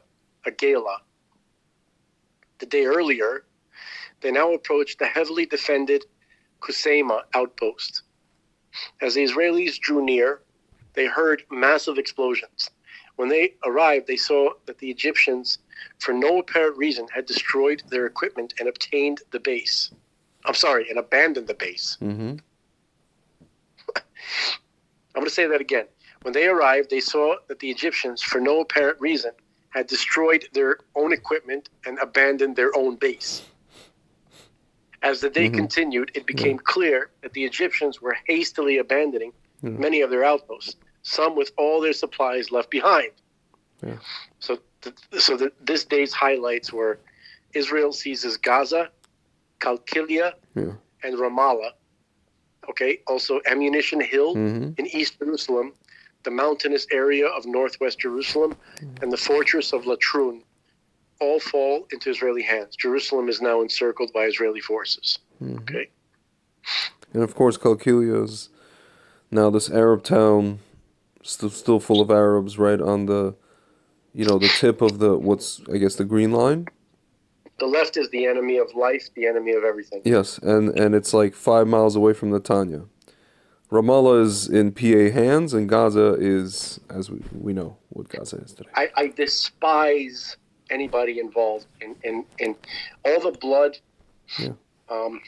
that these soldiers shed. Wasted. And it was just wasted, thrown away, used as a political token, a pawn, which led to nothing but more bloodshed. I have to stop myself from saying Yamach Shemo to those involved. No, you don't have to. You don't have to stop yourself. That guy was a Ganef. What's his name? No. What's his name? Moshe Dayan. He was a Ganef. He wanted artifacts. He said, "What do we need this Vatican for?" About Temple Mount. God. Yeah, But listen, all these things and people are from God. Obviously, they're all from Hashem. Clearly, What does it mean? What does it mean? Who knows? It means, maybe we weren't ready. I don't know. We don't know, man. It doesn't make sense. Yeah. Well, anyway. All right, you want to read... Yeah, so this is June 7th. Yeah. Political pressure mounts as leading nations call upon Israel to accept a ceasefire proposed by King Hussein of Jordan. At the last moment, this ceasefire was nixed by the unwillingness of King Hussein to comply with the terms of the ceasefire he himself initiated. Indeed, the hearts of kings and rulers are in the hand of God. This allowed the IDF to finish the task of completely annihilating the enemy's military infrastructure and to bring the old city of Jerusalem under Israeli control. The old city had been under Jordanian control since 1948. For 19 years, by the way, also Sheikh Jarrah was as well, that neighborhood. Yeah. Our friend Mr. Yaakov Mount Fauci is there. For 19 years... Yes. For 19 years, Jews have been banned from visiting its holy sites, including the Western Wall, where Jews had prayed for thousands of years. On this day, Jerusalem was reunited, and once again, the united Jerusalem was the capital of the Jewish people. Until, well, it still is, but in I think it was 81 or 82, Arabs threw rocks during Sukkot over the Western Wall. So that was, a fun moment. Oh, nice. Highlights. Israel captures many cities. The most notable ones, East Jerusalem, Old City and Temple Mount, Sharm el-Sheikh, taken by the Israeli Navy and then given back by Menachem Begin, along with the Sinai, right-wing person, Irgun, Judea, Yericho, which we have Mitzper Yericho, which is full of people from Bergen County, apparently, and Gush Etzion, which we have, Baruch Hashem, and Nablus, which is Shechem, which we can't go without a bulletproof bus. Yeah. And a certain time of the year. Anyway, next. It's cold any day of the year. Exactly. Okay. Okay, that was June 9th, right? Now you go to June 8th. That was 7th. Now you go to June 8th. Oh, okay, okay. Yep. No, that was... Okay, yeah, you're right. Okay. Okay, June 8th. Hebron, a holy city that houses the resting place of our patriarchs and matriarchs, a city which in its recent past had boasted a sizable Jewish population and 58 synagogues. But for some time now, Jews have been banned from living in the city, and its synagogues were destroyed. The IDF, entering Hebron, found white sheets hanging from the windows. Yeah. And an Arab population surrendering peacefully. Yeah. The war in the West Bank was concluded. Israel now had full control over the entire region. Dude, you know that there were weddings of soldiers on that day, and Arabs threw rice at Jewish weddings. They were like, oh, the Jews are back. Okay. Looks like the Jews came back. Honestly, it's like, in a lot of these battles, it's like just God literally delivered Israel back on a silver platter. Yeah. Just take it. Take my gift. I my guess children. that's why we couldn't we didn't know what to do. It's almost like you don't know what to do. It's like playing with house money. Like you don't know what to do. If you had a slightly non-evil leadership, Yeah. slightly non-evil, Yeah. not fully clip-on, Yeah. they would have said, "This is a gift from Hashem." Yeah. He's saying, "Here, my children, Yeah. this is take back your home. I'm giving it to you on a silver platter," right? Yeah. And then it should have been different. Okay. Listen, Hey, Rav. I liken it to, not to get too personal. I liken it to you meet your zivug, and the way it happens is so, again, it's almost like Hashem gives it to you on a silver platter. Obviously, there's ishtadlus involved, all kinds of winding kind of Why don't you tales, tell the folks that don't want to Shtadlus is? like effort, your own personal effort, right? But ultimately, you realize at that time, at that moment, that Hashem is just giving you to you on a silver platter, so much so you don't even know what to do with it, and you just like screw it up royally. Not even necessarily because of evil necessarily, or just because you're like, I don't know what to do with this. It's just sometimes that happens. It happens. You know what it was? It was like, hang on a second. Yeah. Do you hear the dryer? A little bit. Okay. I think it was sort of like, Israelis, they had a vision for Israel. Yeah. Yeah. It's going to be like a Mediterranean, like Nice in France, or Yeah. maybe like, Yeah. some kind of like, listen, it's a swinging 60s, right? Love, peace, free love, joy, Yeah. sex, liberation, Mm-hmm. all this kind of stuff. This is where their mind was. They wanted to create this little oasis for Yeah. themselves Yeah. on the beautiful Mediterranean coast. Yep. Okay, Mm-hmm. and that's the mindset they were in. They wanted to go clubbing and this whole thing, right? And this is the general mindset of even the government. Yeah, I know. This is what the government wanted to promote. Yeah, This for is sure. what they wanted to create. Okay, Yeah. and then God does something religious-y, Yeah. God's like, like nah. like miracles and stuff like that. Yeah.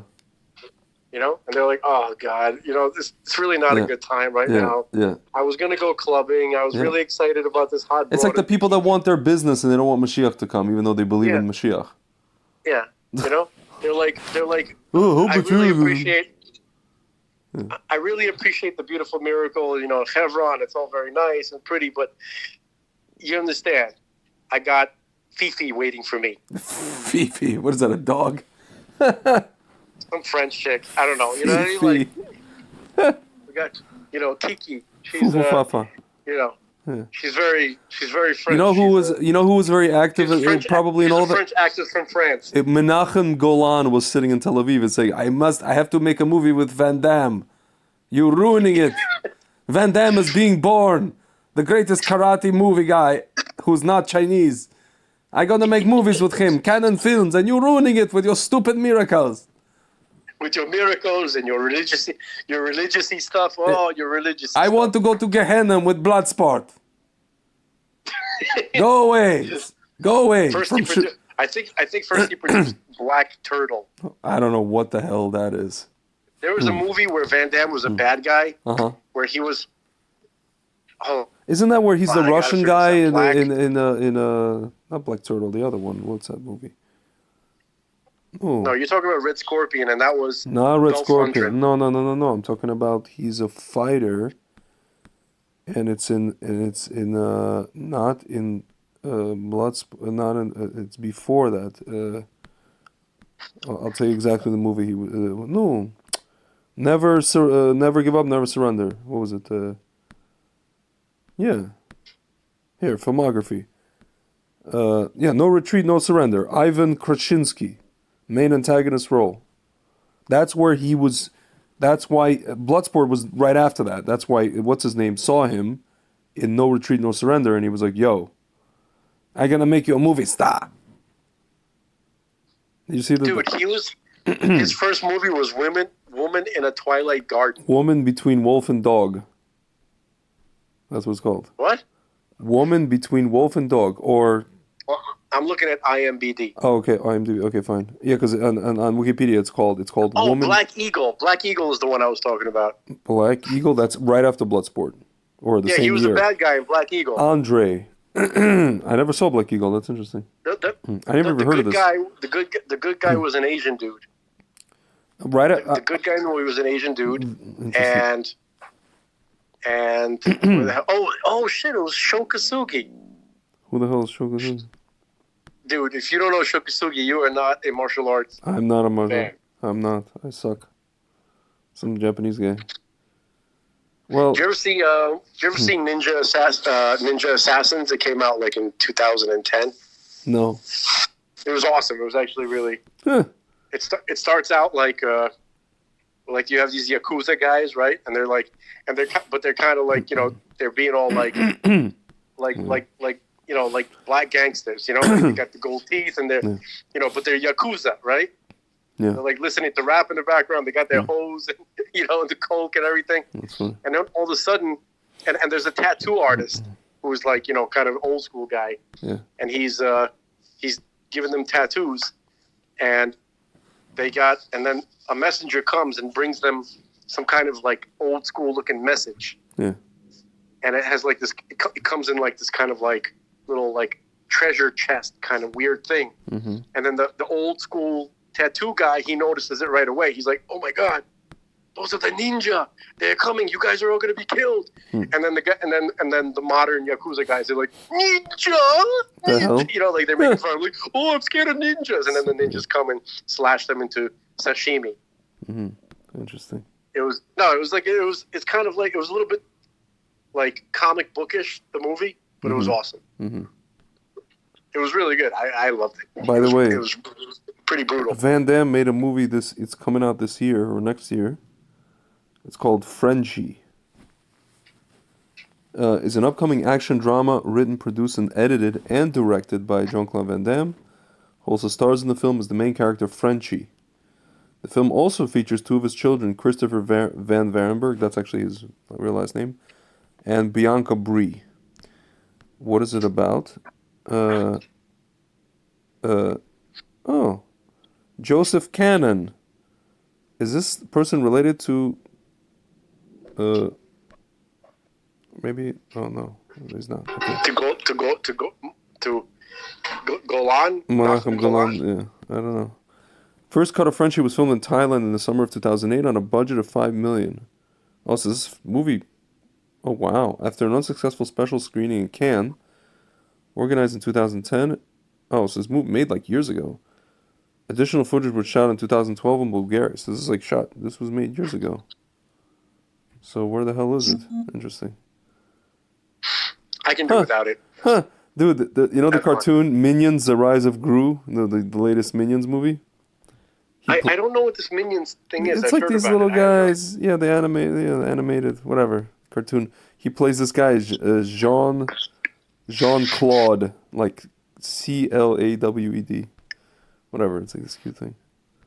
The Last Mercenary is a French action comedy film. Stars Jean-Claude Van Damme in the lead role. Was released on Netflix. I gotta watch this, man. It's on Netflix. What the heck? What is this crap? All right, let's get back on point. Anyway. In this Mishigas. Anyway, so yeah, Menachem Golan was like trying to do that, and you know, they screwed up with their Hashem screwed everything up. The point is Black Eagle. All right. Exactly. All right, next. All right. Okay, so we are on, what day is this? June 8th, The Big Lie. I guess I'll read it. No, I already got it wrong. Okay, Hold fine. on. Okay. One second.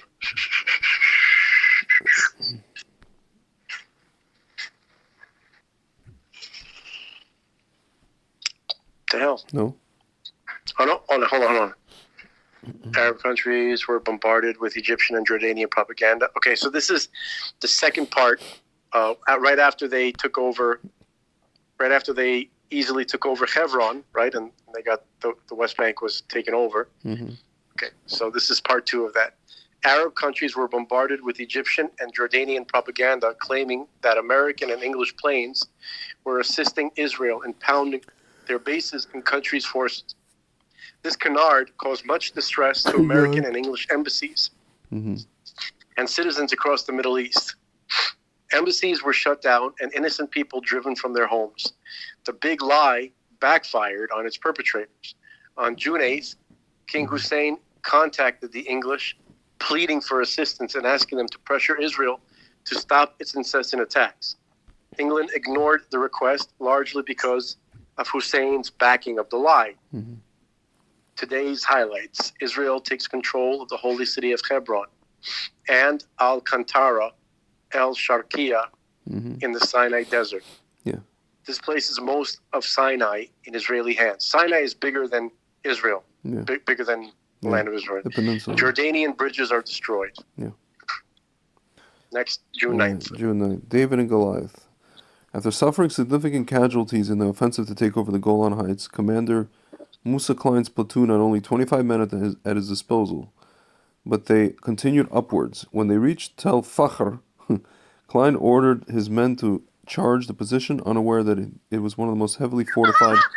What? Folks, Tel Fakhr is spelled Fakhr. Yeah. Just wanted to, Yes. you know. Yes, I've driven up there in Gaylord Golan. Fakhr. I've driven up there in Golan Heights, and I was like, oh, there you go. It was the most heavily unaware that it was one of the most heavily fortified Syrian positions. It had bunkers, trenches, and a double row of wire, along with an arsenal of anti-tank guns, machine guns, and 82mm mortars. The handful of IDF soldiers were worse off than sitting ducks. Syrian Captain Ahmad Ibrahim Khalili gave his men instructions not to fire until the Israelis reached the wire. In no time at all, however, it was too late. In the Syrians' own words, the Jews were already inside, and we've taken heavy casualties. Commander Klein and his men were victorious and continued up the heights. Highlights: Israel seizes the Straits of Tiran. Israel breaks through the Golan Plateau. And now June 10th, Jason. Yeah. June 6th. Okay. The Israelis were originally reluctant to invade the Golan Heights. It would be an uphill battle. Well, for the folks at home, Yes. me and Greg were no soldiers, but even we know that no army wants to fight an uphill battle. Yes, physically. Yeah. So it would be an uphill battle against a well-entrenched and fortified position, protected by an army of 75,000 Syrian troops. The Syrian troops and munitions were entrenched in deep bunkers which were immune to air attack. One noted Israeli general estimated that such a battle would cost the Israelis 30,000 lives. That's like Normandy. Yeah. Incredibly, though, after only 7 hours of heavy fighting on June 9th, IDF commanders established strongholds in the northern and central sectors of the Golan.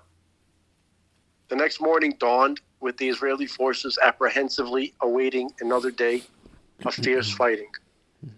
Syrians, however, had other plans.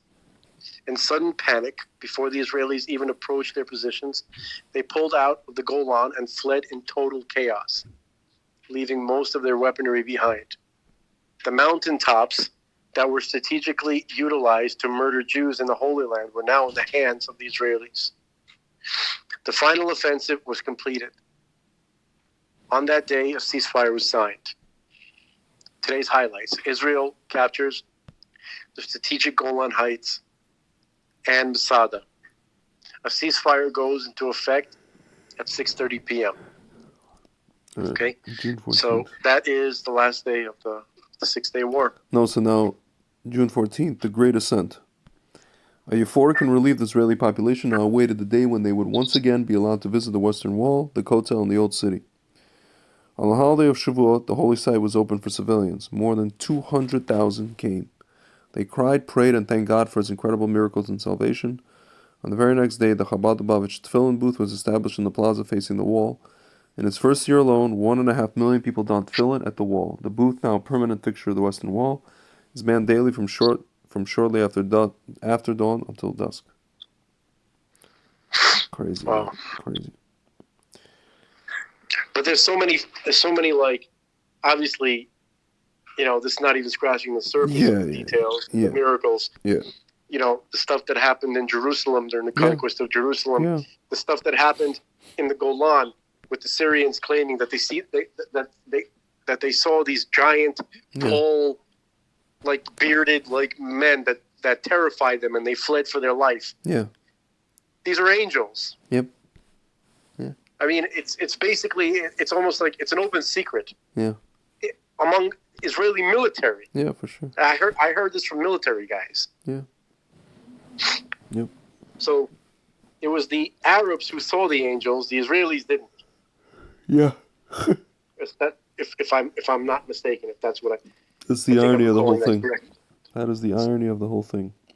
Well, no, I mean they only appeared, like for instance, the angel of the Lord appeared to the donkey of Bilam,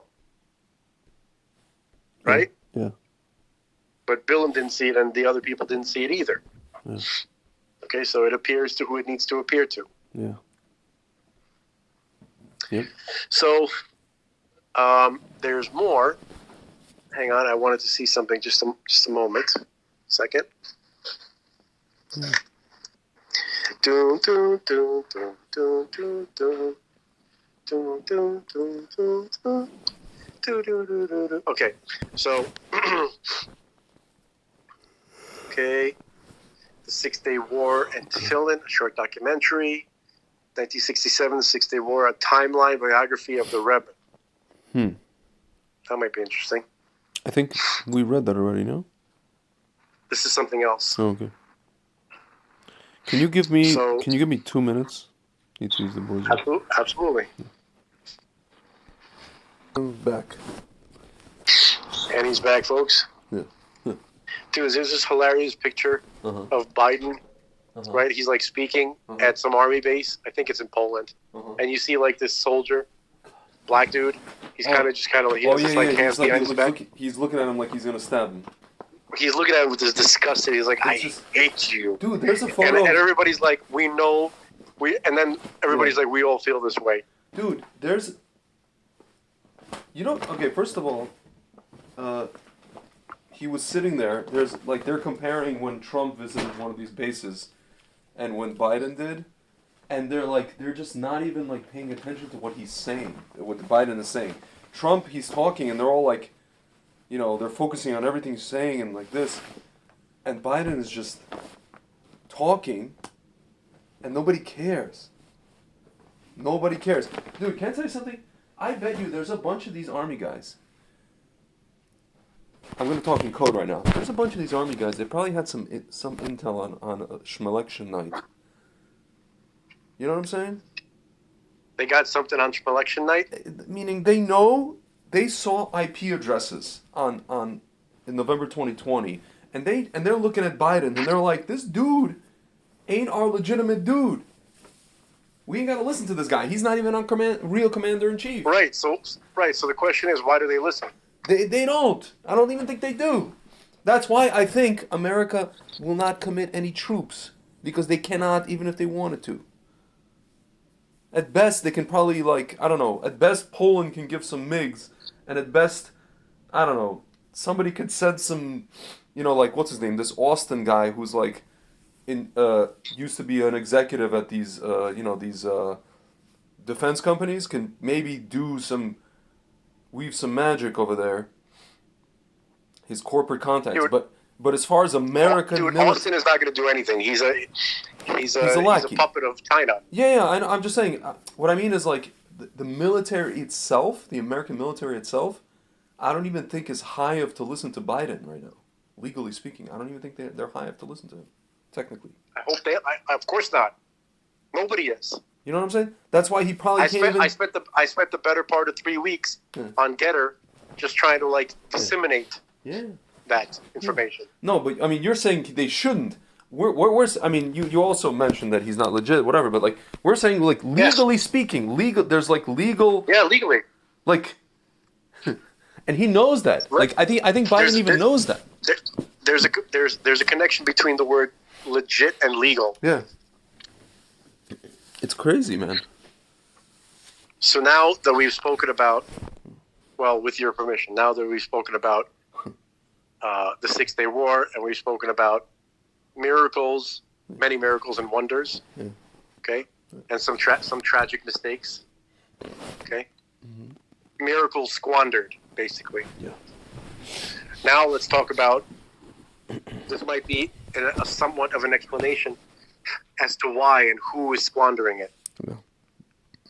All right, I don't know how you feel about this. Can we give it a shot? Please. Can we start initiating our listeners Yeah. into this is like if this were Hogwarts, this Yeah. is like introduction to the dark arts. Defense against the dark arts. Yes. Yes. Yellow. And this is kind of not a joke. Yeah, Actually. for sure. For sure not. Okay. So, first defense against the dark arts, you got to recognize it. You better recognize. You better recognize. Okay, so again, this book is called Cinema Symbolism by Robert W. Sullivan IV, Mm-hmm. Esquire. Square. Yeah, he's a Baltimore Freemason. Interesting. Okay, as the title of this book suggests, one must be cognizant of some occult and esoteric doctrines in order to properly understand cinema symbolism, a guide to the esoteric imagery in popular movies. Guys, the reason why we're talking about movies is movies play a huge role in the spell that's cast on the world. Okay? Yeah. Okay. So this introduction provides background information to a person who is brand new to the subject matter, giving them working knowledge of the occult and the mystical. This esoterica is further explained and elucidated as the book unfolds. To begin with, there are two types of symbolism: the exoteric, which is known to all, and the esoteric, which goes unseen to the untrained eye. Esoteric and concealed imagery in film is a powerful conduit, allowing a filmmaker to tell another story beyond what is presented to the naked eye. Hidden symbols, metaphors, and devices also reveal the legends, the occult lore, and archetypes the story and characters are based upon. This enables filmmakers and producers the ability to transform celluloid into mythological masterpieces that transcends popular culture. In other words, concealed symbolisms and veiled esoteric themes can transmute a film from mere entertainment into timeless and compelling pieces of art that resists the hands of time. Additionally, the placement of concealed symbols in film challenges the audience to match wits with the movie's creators to see if the former can uncover the underlying esoterica behind the film's storyline and characters. I want to put forth something of my own for a minute, okay? You know that movie They Live? Yes. You know when he'd put on the glasses, he'd look at the billboard and it would say, Yeah. Have a Budweiser. Yeah. Underneath it would say obey, right? Yes. When he Yes. puts on. Correct. So to me, this is what he's describing. Mm-hmm. Yeah. Okay, this guy, he doesn't go for the conspiracy like reasoning behind it, because I've listened to several interviews with him, and this is what he says. He goes, I don't think, I think it's more of a collective unconscious thing, and and it's the spiritual interacting with the. But but it's also possible that it could be the demonic stuff, and people trying to control stuff. Sure. He kind of like dismisses it, and then he says, "Yeah, but it's also possible." Like he kind of like he does it all the time. This guy. Yeah. Anyway, okay. Now one sees back to the text. One sees arcane emblems every day, but may not be mindful of them. Yeah. For example, the iconic Starbucks coffee logo's central image. Remember the logo? Can you think of it, Greg? Yeah. No? Yes. Okay, so the iconic Starbucks coffee logo's central image is the legendary female spirit Melusine. Melusine, or Melusina, was a figure of European legends and folklore, a feminine sprite-like spirit of fresh waters and sacred springs and rivers. She is most often depicted as a woman who is a serpent or fish from the waist down, much like a mermaid. Yeah. Melusine is sometimes illustrated with wings, sometimes with two tails, or like two kind of like bottom parts of the fish. I've never seen this. This is interesting. Yeah, or both. Starbucks incorporates her into their logo, since Melusine is a powerful and highly noticeable occult sigil. No wonder I don't looking for look. it? I'm looking at the logo. It's so crazy. The Starbucks. Yeah. What is this crap? Okay, so dude, this is what. This is See, insane. Greg is starting to see, folks. Greg is starting to see. This is Melusine insane. is a powerful and highly noticeable occult flip? sigil. You want to look up the word sigil? S-I-G-I-L. S-I-G. S-I-G-I-L. Sigil just means, inscribed or painted symbol considered to have magical power. Yeah, no wonder it gets people to drink crappy coffee. Yeah, and it gets my wife to get us $7. Ridiculous. You tell me that's not. No, seriously, I'm not trying to be stupid for a second. Yeah. It's crappy coffee that people pay $7 for. I know. Because of the ordering system. Okay. Let me get a venti grande latte. Dude, as soon as I heard I'm one of these people. As soon as I heard the size, the name of the sizes, and that grande was small, I was like, I literally walked out. I was with my friend. It's like NYU. It was like 20 years ago, and he's like, we're like ordering, and I'm like, can I get a large? They're like, we have a grande. I walked out. It's hard for me. It's literally hard for me to go into a Starbucks and order anything. Yeah, well, sure. Because it's so embarrassing. Yeah. It's like I'd rather go buy tampons and diarrhea medication with a pretty girl as the clerk. Yeah. Who's gonna bring it up. It's so embarrassing. It's like I just come in there and all of a sudden I turn into Dennis Leary. Yeah. I'm like, coffee, American, hot. Yeah. From Demolition Man. I want it hot. I want a steak. I want to slather. I want to slather it in butter. I want to smoke that cigar, and I want it now, and I want it fast. Right. I want a heart disease. I want to get it again and again and again and again. Remember when Sylvester Stallone, he was eating the burger they were selling down there. What is this made of? Rat. And he's like, this is a rat burger? And he keeps eating it. It's crazy. Anyway, all right. So back to Melusine. Yeah. See, she's trying to distract us. Yes. Whore. Just kidding. The whore. The whore of European legend. Yeah. Okay. Melusine or Melusina was a figure of Okay, so Melusine is sometimes illustrated with wings, two tails, or both. Starbucks incorporates her into their logo since Melusine is a powerful and highly noticeable occult sigil who evokes the watery age of Pisces. Right? Pisces is a water sign. Yeah. Right? Yeah. So numinous folklore, I don't know what numinous is, the supernatural and the sacred feminine. You want to look up numinous? 1 second. Numinous. Numinous means just having a strong religious or spiritual quality, indicating or suggesting the presence of a divinity. Yeah. Numinous. So then the next page it shows an antique engraving of Melusine. It's like a lady with a crown, and then she has two fish tails that are spread to the sides, and she's holding on to them just like this. Yeah. It's crazy. Just like Starbucks, so creepy. Yeah. Yep. Unbelievable.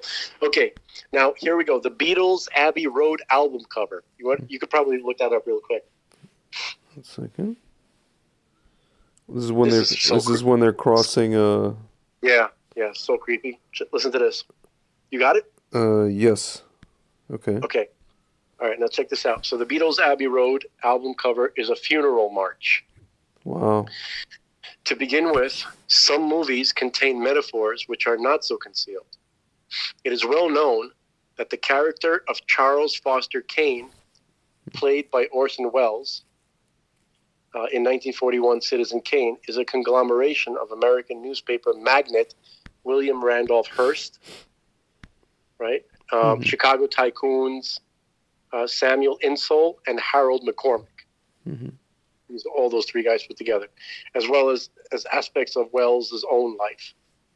Likewise, the character of Quint. Oh man, this one. Remember Quint from Jaws? Yeah. That's like one of the roughest movie deaths ever. Likewise, the character of Quint, Robert Shaw, the actor's named Robert Shaw, Dude, from Jaws. you know what I just noticed? Yeah. In Abbey Road, McCartney is barefoot. It's more than that. We're about to get to it, dude. We're What about the hell? to get to it. He's the only one barefoot. Everybody else is like, they're... Yeah, hold on. No, The dude, heck? hold on. Yeah. Not only that, but you see like everybody is stepping Yeah. forward with their left leg. No, not everybody. It's the every other guy. It's Lennon. No. Oh, Lennon he's with right. Yeah. is up front. Ringo, everybody but McCartney McCartney is is... stepping forward. Yeah. McCartney's stepping forward with his right foot. Yeah. He seems unbalanced. Yeah. Also, he's a righty. I'm sorry. He's actually He's a lefty. He's a lefty. Yeah. But he's holding a cigarette in his right hand. Right We're going to hand? talk about that in a second. Yeah. Interesting. Okay. So, likewise, the characters of Quint, Robert Shaw from Jaws, naturally parallels Herman Melville's Captain Ahab from Moby Dick, first published in 1851. Both Quint and Ahab pursue a ferocious sea creature, right? Shark or whale, right? For personal reasons, dying in the process. Melville's novel was first adapted for the big screen in 1956, starring Gregory Peck in the role of the legendary sea captain Ahab. While not cinema related, some hidden symbolisms are concealed in plain sight. One of the best examples this author can think of is the 1969 album cover of the Beatles' Abbey Road, right? The Beatles, you're looking at it, right? The Beatles' Abbey Road illustration depicts a funeral procession, suggesting and reinforcing the Paul McCartney death rumors. Have you heard this? There was rumors that Paul McCartney had died like a long time ago, and then they replaced him with somebody. That's really weird. I mean, I don't think it's the case because you can hear the music. I don't know. I don't know. This is just what was going on. I'm saying you can hear McCartney's Wings music, and it was still good. Like the stuff that he did solo, still his sound. No. I'm not saying that. I was like, these rumors existed. Yeah. I hear. Okay. So you have Paul McCartney's death rumors, which swirled around the band since its inception. John Lennon leads the group as God wearing heavenly white. Yeah. You see that? Yeah. Ringo Starr follows next, representing the morning sexton, clothed in black. Yeah. Paul follows Ringo, signifying a corpse. This is the usual procession. Okay. He is displaced, being out of step with the others. See his right leg forward while everybody else's left leg forward. Okay? Now, being dead, his eyes are closed. You can see that in the photo. He is barefoot. And McCartney, who is left-handed, unnaturally holds a cigarette in his right hand. George Harrison, now this is creepy, is the gravedigger dressed in workman denim, who's tasked with burying the corpse. A little more adroitly concealed symbolism can be found surrounding the mythos of the Smurfs. He's just giving you little tidbits here. This is all intro, okay? He's going to get more into the details later. So these little blue creatures represent the Communist Socialist Society. Yes, that's famous. Working without pay while living communally. I love this. I love and this Grendel is right? the Jew. Yeah, no. You mean Gargamel? Gargamel, sorry. Yeah, no. Even though it's clearly communist, anti-Semitic propaganda, I still love it. Yeah.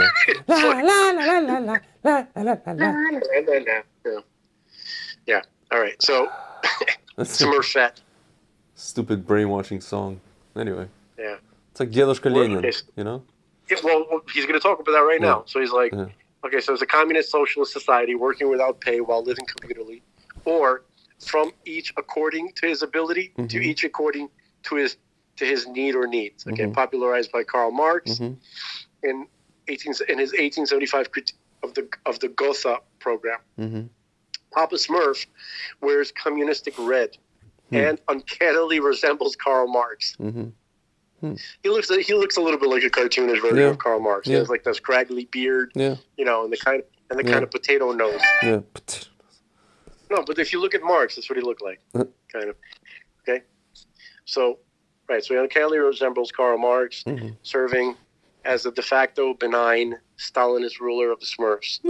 Papa Smurf also wears a red Phrygian cap, signifying the proto-Marxian revolutionary zeal of the sans culotte. Yeah. Sans culottes. C-U, for the folks at home. Yes. Sans is S-A-N-S, and it's culotte is C-U-L-O-T-T-E-S. I don't know how to pronounce it, so I'm going to say Yeah. Okay? Bernard Pivot. Exactly. Okay? Revolutionary zeal of the sans James Lipton. during the French Revolution. Okay? Yes. So the Smurfs battle against the evil wizard Gargamel Yes. and his cat Azrael, who Oh. generally symbolizes Totally not Jewish. materialism. Totally not a Jewish reference there. Well, he's going to talk about it. Yeah. So, who generally symbolize the materialism of Western culture. Gargamel's cartoon cat, Azrael, is named after Azrael, who is the archangel of death in some traditions, and is the angel of retribution in Islamic theology and Sikhism. The name Azrael is an English form of the Arabic name, blech, blech, blech, blech, shish kebab.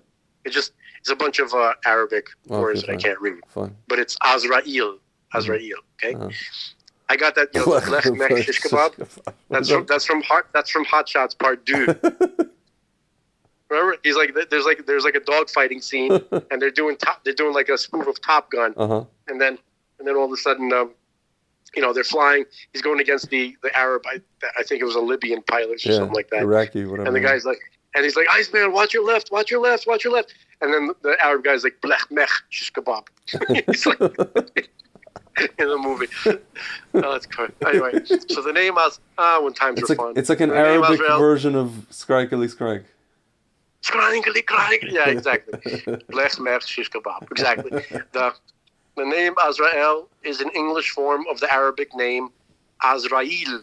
Yeah. The name traditionally attributed to the angel of death in some sects of Islam and Sikhism, as well as within Hebrew lore.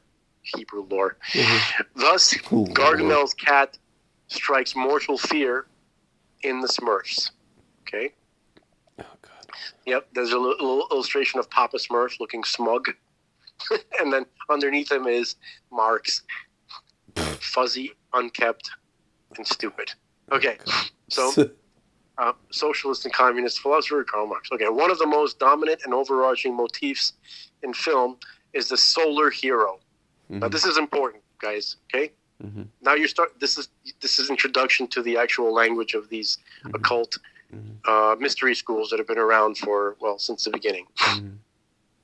One of the most dominant and overarching motifs in the film is in film in general, is solar hero, or the dying and resurrected sun man, or allegorical sun god.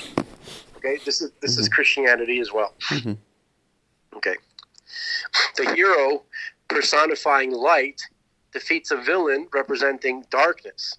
Okay, this is all based on astrological events that people looked at when they see in the sky that go throughout the year. Okay, so solar allegory is everywhere. Even the Beatles sail onto the sun, right, in a golden and magical yellow submarine. The song, which was featured on their 1966 album Revolver, was sung by Ringo Starr and anticipates the esoteric and mysterious themes that incorporate on their next album, Sgt. Pepper's Lonely Hearts Club Band. Right? Quote, "We all live in a yellow submarine," unquote, is one of the most popular refrains to come from the Beatles, and is often played when an instant reference to them is required. Okay? The song spawned an animated feature film with the same name, which was released in November 1968. Make no mistake, these artists and musicians are aware, at least on some levels, of arcane and occult symbolism. Staying with the Beatles, George Harrison was a mystic who was responsible for including British occultist, spy master, and Freemason Aleister Crowley. I don't know why this guy is Farrakhaning himself. The author, he's a Freemason, and he's saying that Aleister Crowley, not a great guy, he was also a Freemason. That's why I like this guy. He's just about reporting the truth. He's like, listen. Okay, but he Farrakhaned himself. Okay, so the Beatles, George Harrison was a mystic who was responsible for including British occultist, spy master, and Freemason Aleister Crowley. in Sgt. Pepper's Band of Lonely Hearts, appearing collaged on the upper left hand of the famous album cover. Mm-hmm. Well. Yeah. Movie producers and directors are also familiar with occult philosophies and doctrines. Founded in 1934, Manly P. Hall's philosophical... This is incredible, listen. Manly Palmer Hall's, he's mostly known as Manly P. Hall. That's a famous... his Philosophical Research Society, PRS, which promotes the study of comparative religion, mythology, and secret societies, okay? Like the theosophy stuff I was telling you, right? And metaphysics and the occult. PRS, this institute that he founded, maintains a research library of over 50,000 volumes and also sells and publishes metaphysical and spiritual books, mostly those authored by Hall, by Manly P. Hall. Its headquarters are in, can you guess? Los Angeles, California. Wonderful. Near the heart of the movie-making industry in Hollywood. Can I just tell you that Amy Schumer said a joke. She's the host of the Oscars. Which I'm not watching because I'm talking to you. And even if I wasn't talking to you, I wouldn't be watching it. She said that Leonardo DiCaprio is trying to make the world, greener and cleaner. Here. No, I don't want to hear. No. This actually, listen. He's done so much to fight climate change and leave behind a cleaner, greener planet for his girlfriends. Like she made a joke about that he's dating younger women. So, ostensibly speaking, it's not such a bad joke. And I think it wasn't even written by her. I think someone else wrote it. But I think I didn't hear her deliver it. Probably the way she delivered it would have been more like pissed me off that she's making fun of a guy for dating younger women. You know, just the fact that I know that she has an agenda makes me not want to laugh at anything she says. Exactly.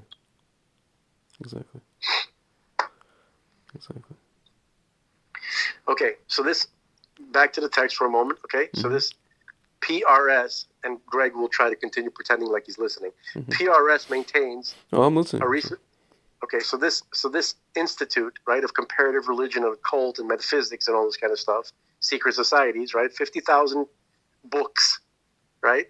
It's a massive information center, okay, and its headquarters in Los Angeles, near the heart of the movie making industry in Hollywood. Okay, again, it's called the Philosophical Research Society. So the Philosophical Research Society's building is on Los Feliz Boulevard. Yeah. Okay? It was designated as a Los Angeles Historic Cultural Monument on the 3rd of March, 1994. Okay. So Aleister Crowley, this guy, he was known as the Great Beast 666. That was one of his nicknames. Okay. So Crowley was on the cover of Sgt. Pepper Lonely Hearts Club Band, right? So in some instances, esoteric icons and occult themes are mistaken within the conspiracy world as concealed emblems of a grandiose and ominous Hollywood Illuminati, Luciferian, Freemasonic agenda to take over the world. People head into chat rooms and post blogs and YouTube videos about anti-Christian evil conspiracy films being produced by Hollywood and their demonic agenda. The pyramid, well, that's all true. The pyramidal eye in the triangle, right, appears to be the main culprit, with women clothed in the color red coming in a close second. I never heard about the woman in red thing. To this author, some of this can be chalked up to artistic expression. People are simply seeing things that are not there. Conspiratorial chatter of this kind only popularizes these movies to the delight of the filmmakers, and even more so to the movie studios. This is best explained in the 1994 film Ed Wood. Did you ever see Ed Wood? It was awesome. Yes. Right? With Bela Lugosi, right? Yeah. Martin Landau. Yeah. Martin Landau played Bela Lugosi. And he says to Ed Wood, which is Johnny Depp, he says, "There's no such thing as bad press, Eddie." Now, he probably said, "There is no such thing as bad press, Eddie." In other words, because Bela Lugosi is Hungarian, right? Yes. In other words, it is better to be mentioned negatively than it is to be ignored. However, in some movies, occult symbols and devices are intentionally placed and cannot be dismissed as mere coincidence. Rather than superfluously pointing out every time a triangle appears in close proximity to a circular object on screen. This book explores the true. Now he says Kabbalistic, but this is Masonic Kabbalism. That's a different type of thing. Yeah. They even spell it differently. This book explores the true Kabbalistic, mystical, psychological, and occult underpinnings in cinema. Yeah. Some of these occult emblems, esoteric themes, and mystical icons are part of our collective unconscious. Now, this is very important. Okay. Yeah. This is really important, and Bart Faldor talks about this endlessly. Okay, yeah. So some of these occult emblems, esoteric themes, and mystical icons are part of our collective unconscious, best explained by Swiss psychotherapist Carl G. Jung. Yeah. It should come as no surprise that they appear in this powerful conduit known as modern cinema. Right, as will be seen. Many of cinema's most iconic characters are essentially products of the collective unconscious. Collective unconscious is a term of analytical psychology.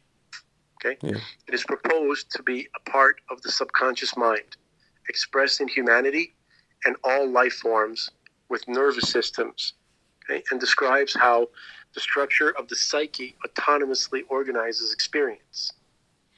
Jung distinguished the collective unconscious from the personal unconscious, and that the personal unconscious is a singular reservoir of experience unique to each individual, while the collective unconscious gathers and organizes those personal experiences in a similar way with each member of a particular species. You heard that? Yeah. This is like supernatural stuff. Yeah. So in their book, The Supernatural, authors Douglas Hill and Pat Williams briefly explain Jung's collective unconscious theorem. Quote, Jung saw the unconscious as composed of several levels. You have the barely subliminal level of unconscious memories and ideas and so on, temporarily forgotten and ignored, right? Which could easily become conscious. Okay, the level of the personal complexes and repressed wishes, fears, and so on. And finally, you have the collective level. This is the deepest and the most fully unconscious level of the instincts. Okay, yeah. On this collective level, common to the entire race throughout the history, okay, exist the deep instinctual tendencies that produced in primeval man, probably through dreams, among other means. His concrete belief in the supernatural and produced his concrete belief in the supernatural. Fine. Mm-hmm. And these same unconscious collective tendencies, which Jung called the archetypes, exist in us today, no matter how much our civilized rationalism tries to repress them. Yeah. Okay. Thus, they produce in us today objective representations and beliefs similar to ancient man's. We are partially irrational beings, yeah. Jung is saying. And these unconscious tendencies cause us to respond to irrationalism, even if the veneer of civilized skepticism sometimes reduces that response to a weak half belief, yeah. Right? Yeah. Because we cannot, as rational beings, accept our own irrationalism. Jung always stressed, we therefore cannot control it. Yeah. And because we cannot control it and live with it, it has gotten completely out of hand. And so to Jung, modern man remains an unbalanced, neurotic, constantly in conflict with himself, going in search for a soul.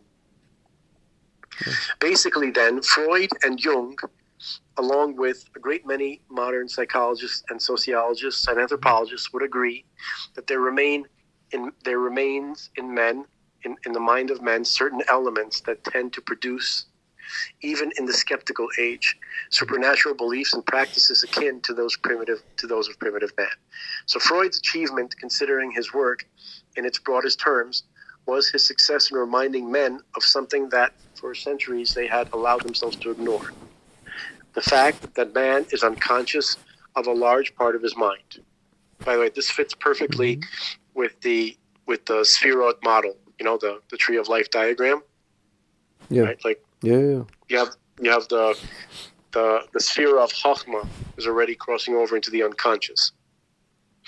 So Jung's achievement, again broadly, was to demonstrate that this unconscious was not separate, exclusive to, and unique in each individual, but was collective as well.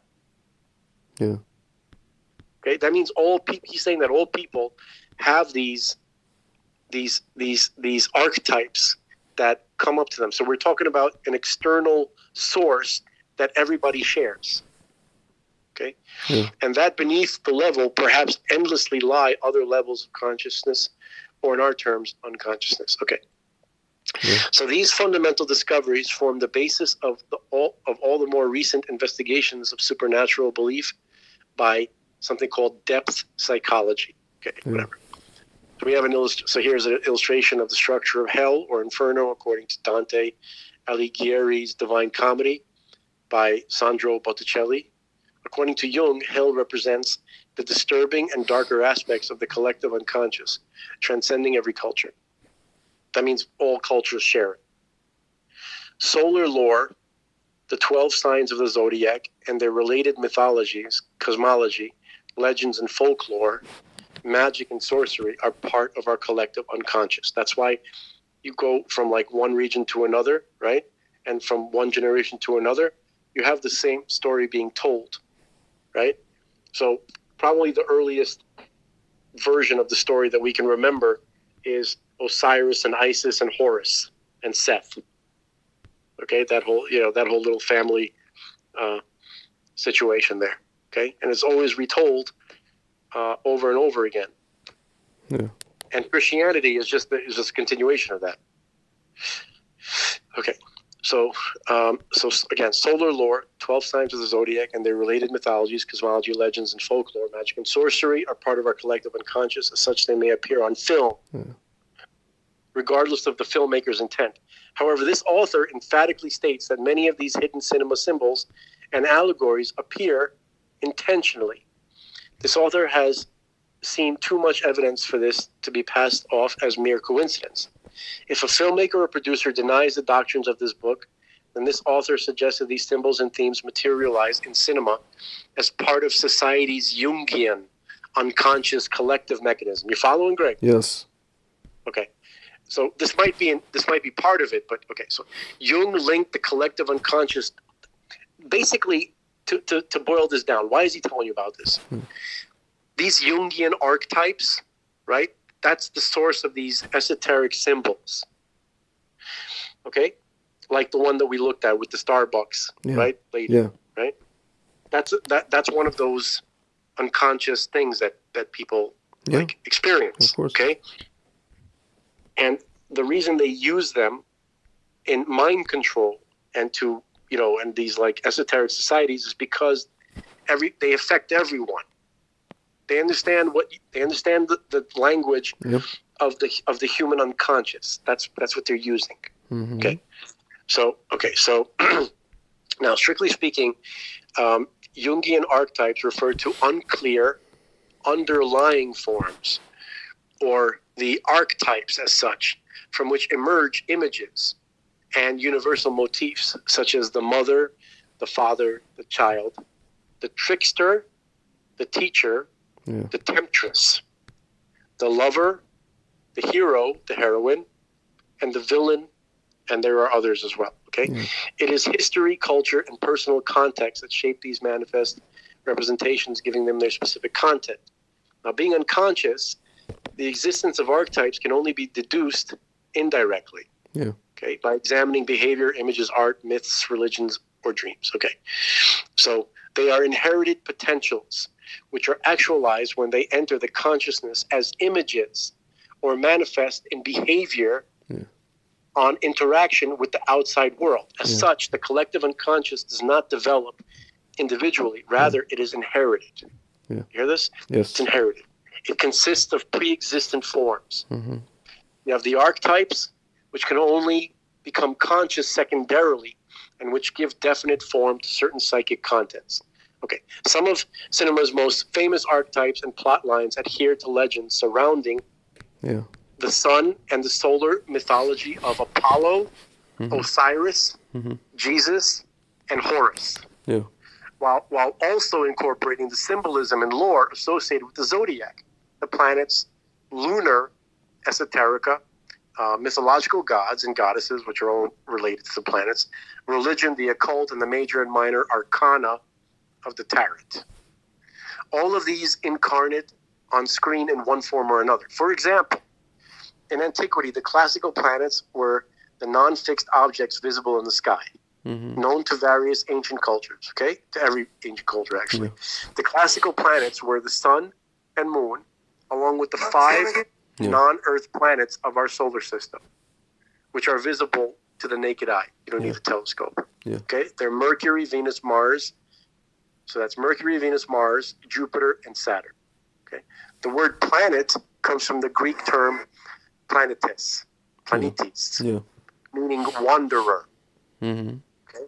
As ancient astronomers noted, how certain lights moved across the sky with other stars. Yeah.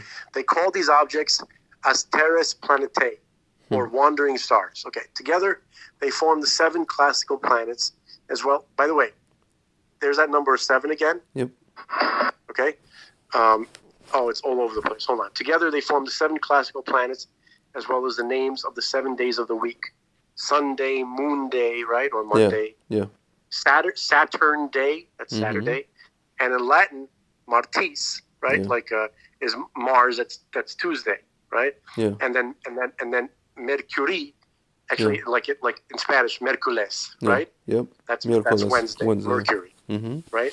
Then you have Iovis, that's Jupiter, okay, and that's Thursday, and then Veneris is Venus, Friday. Okay. Now the English names for the days of the week would be altered, incorporating the corresponding Germanic or the Norse god. For example, Jupiter's day was changed to the day of Thor, who was the god of thunder, lightning, and storms, right? Making the day Thor's day, or Thursday. Yeah. While Venus became the goddess Phrygia, making her day Frigidae, or Friday. Interesting. Yeah, the name. Okay, so the number 7 appears in cinema routinely. There are 7 Western archetypes known as the Magnificent Seven, while the heroine, Snow White, is assisted by 7 dwarfs. Yeah. Okay, on the numinous number 7, Masonic mystic Albert Pike expounds. This is a quote from Albert Pike, probably the most famous Freemason ever. Okay, by the way, we have 7 planets visible with the naked eye. We have 7 colors visible in the spectrum, right? Yeah. There's 7 notes, discernible notes to the ear. This number 7 is incorporated into nature. Yep. Okay. All right. So, here's the quote from Albert Pike. There were 7 planets and spheres presided over by 7 archangels. There were 7 colors of the rainbow. Oh yeah, that too. Nice. And the Phoenician deity was called Heptakis, or God of 7, God of 7 rays. Okay. John in the Apocalypse writes 7 epistles to the 7 churches. Enoch was the 7th patriarch, Hanoch, right? Including Adam. Yeah. And Lamech, he lived 777 years. Israel was in the hand of Midian for 7 years before Gideon delivered them. Gideon for the folks at home. Gideon. The bullock sacrificed by him was 7 years old. Samson told Delilah to bind him with 7 green cords. And she wove the 7 locks of his head and afterwards shaved them off. Balaam told Barak to build for him 7 altars. Jacob served 7 years for Leah and 7 for Rachel. Job had 7 sons and 3 daughters, making the perfect number 10. He also had 7,000 sheep and 3,000 camels. His friends sat down with him 7 days and 7 nights. His friends were ordered. This is Job. Did you ever read Job? Read what? Did you ever read the book Job? Not the whole thing. So this is from this is details from the book. Job's friends were ordered to sacrifice 7 bullocks and 7 rams. And again, at the end, he had 7 sons and 3 daughters. After his first set of children died, he had he had 7 sons and 3 daughters and twice 7,000 sheep, and lived 140 or twice 7 times 10 years. Pharaoh saw in his dream 7 fat and 7 lean cows, 7 good ears of corn and 7 blasted ears of wheat, right? And there were 7 years of plenty and 7 years of famine. Jericho fell when 7 priests with 7 trumpets made the circuit of the city on 7 successive days, one each day for 6 days. Interesting. And 7 times on the 7th. I wonder if there's a connection between the 6-day war and the Battle of Jericho. There must be. Yeah. It was essentially a 6-day battle. Yeah. The 7 eyes of the Lord, says Zechariah, run to and fro through the whole earth. 7 angels in the apocalypse pour out 7 plagues from the 7 vials of wrath. That's Christian stuff. The scarlet-colored beast on which the woman sits in the wilderness has 7 heads and 10 horns. That might be from Revelations or something. I don't recall that. So also has the beast that rises up out of the sea. That's from Daniel. 7 thunders uttered their voices. 7 angels surrounded 7 trumpets. 7 lamps of fire. The 7 spirits of God burned before the throne, and the Lamb that was slain had 7 horns and 7 eyes. Where's that from? I don't know. Oh, that's I don't know if that's I have to look that up. Okay. Anyway, so the Royal Arch. How are we doing, Greg? Should we take a Wonderful. break? I just wanted to say that I have a feeling that tonight's Oscars are nothing more than some weird occult ritual, and Amy Schumer is the owl. She's the owl from the Bohemian Grove of this Oscars. She's definitely playing an archetype. No question about that. Yes. And dude, it just occurred to me, and I swear this was not planned at all. We're talking about a cult. The big thing today is Oscars, right? That was like the big news today, that they want Zelensky to speak at the Oscars. Yeah. There was big news about that today, right? Otherwise, Sean Penn is going to smelt threat his... of melting the golden calf of Sean Penn. Yes. Okay? There you go. So this was in the news. Yeah. And now we're talking about occult symbolism in movies. Coincidence? Exactly. That's what I said. No. This was not planned, folks. No, it was not planned. It's hit me. God. All right. Now, the Royal Arch, I'm just going to read a little bit more until you just can't take it anymore, okay? Yeah. Okay. The Royal Arch is the 7th degree of the York Rite of Freemasonry, or otherwise known as the American Freemasons, which sees the recovery of the Tetragrammaton. Let me read that again. The Royal Arch is the 7th degree of the York or American Rite of Freemasonry, which sees the recovery of the Yud-He-Vav-He, the name of God. Yeah. There are 7 colors of the rainbow which Dorothy Gale must go over to experience the magical land of Oz. Okay? Yeah. He's obviously referring to the... Dorothy is, Dorothy, right? Dorothy. In Oz, okay. To experience the magical land of Oz. While Dr.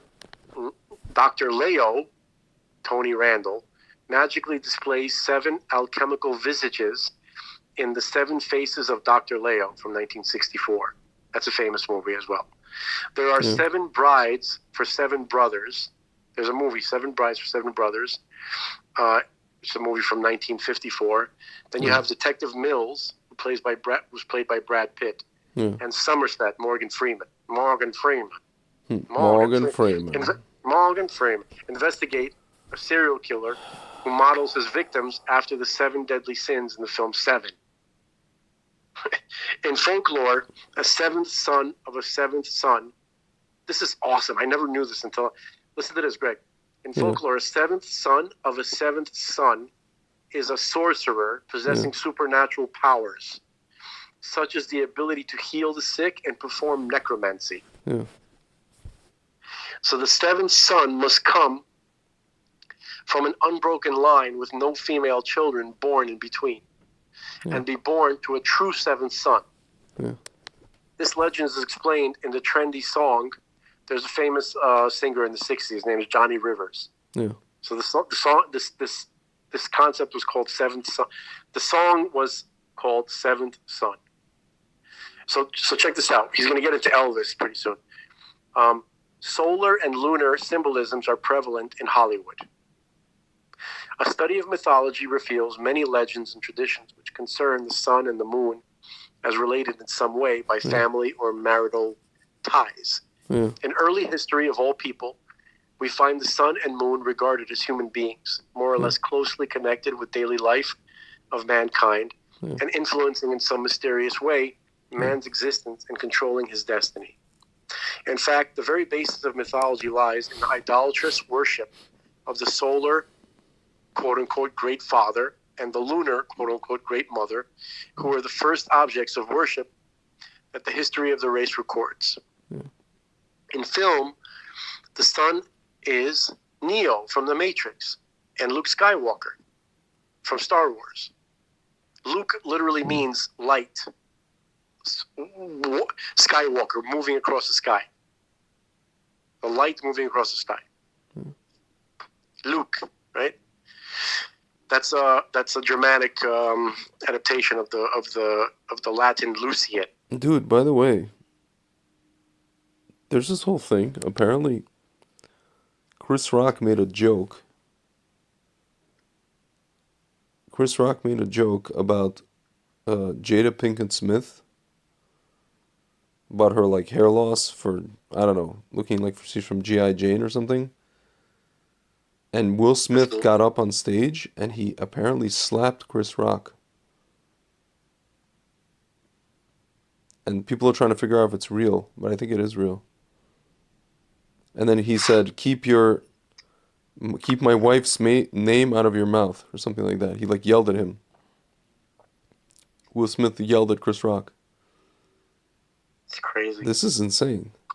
That's something that just happened? Yeah. May they all succeed at slapping each other. That's right. Okay. So, one more time. I really want the people to get this. And Greg, I want you to be initiated into the dark arts. Mm-hmm. Oh Now, in film, my God, the sun is Neo from The Matrix and Luke Skywalker from Star Wars.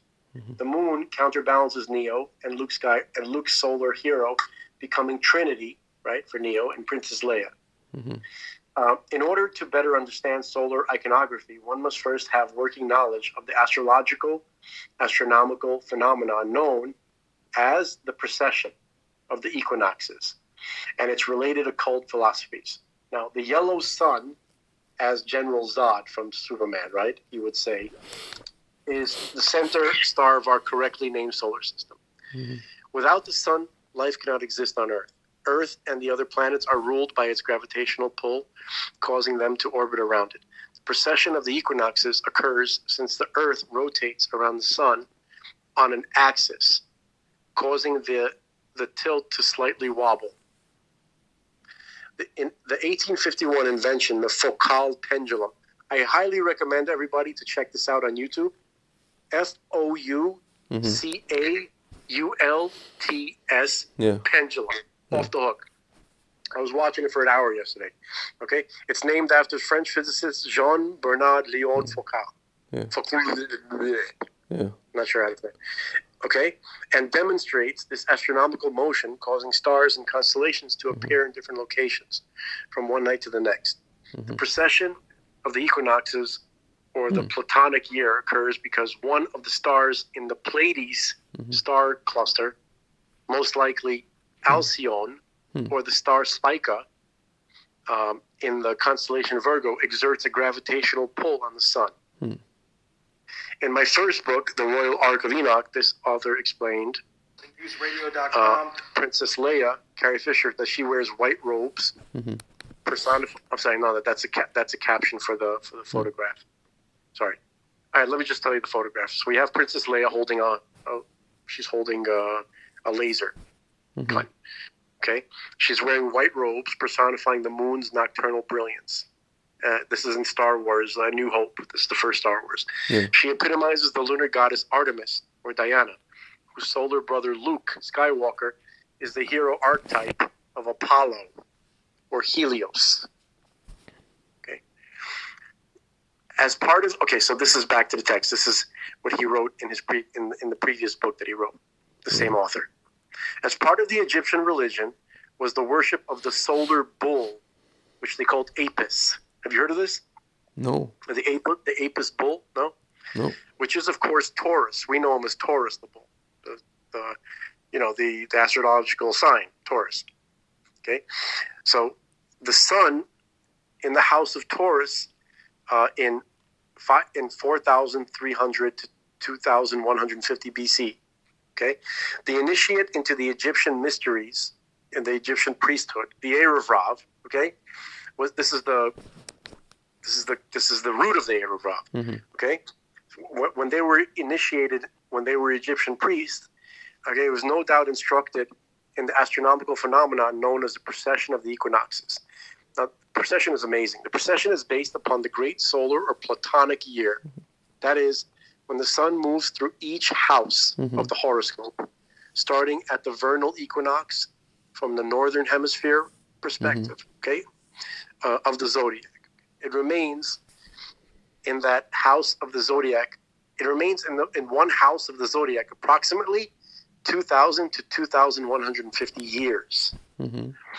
So these are entire eras, right? Yeah. So, and this is due to cusps, as the sun does not just leave one house and enter another, okay? Yeah. And completes it completes the entire circle. I mean, this is one precession year, okay? This is called the precession. One precession cycle is 25,900 years to 26,100 years. It fluctuates between that. Yeah. It is called a precession because the sun moves in retrograde motion through each house of the zodiac, which consists of 30 degrees. It moves 1 degree backward every 72 years. Yeah. The sun's retrograde motion is based upon the Earth's wobble as it orbits the sun. The Earth's wobble is why different constellations appear in different places in the night sky. The sun also appears to be in motion in the galaxy, likely due to the gravitational pull on it from either the star Spica within the constellation of Virgo or Alcyon within the Pleiades.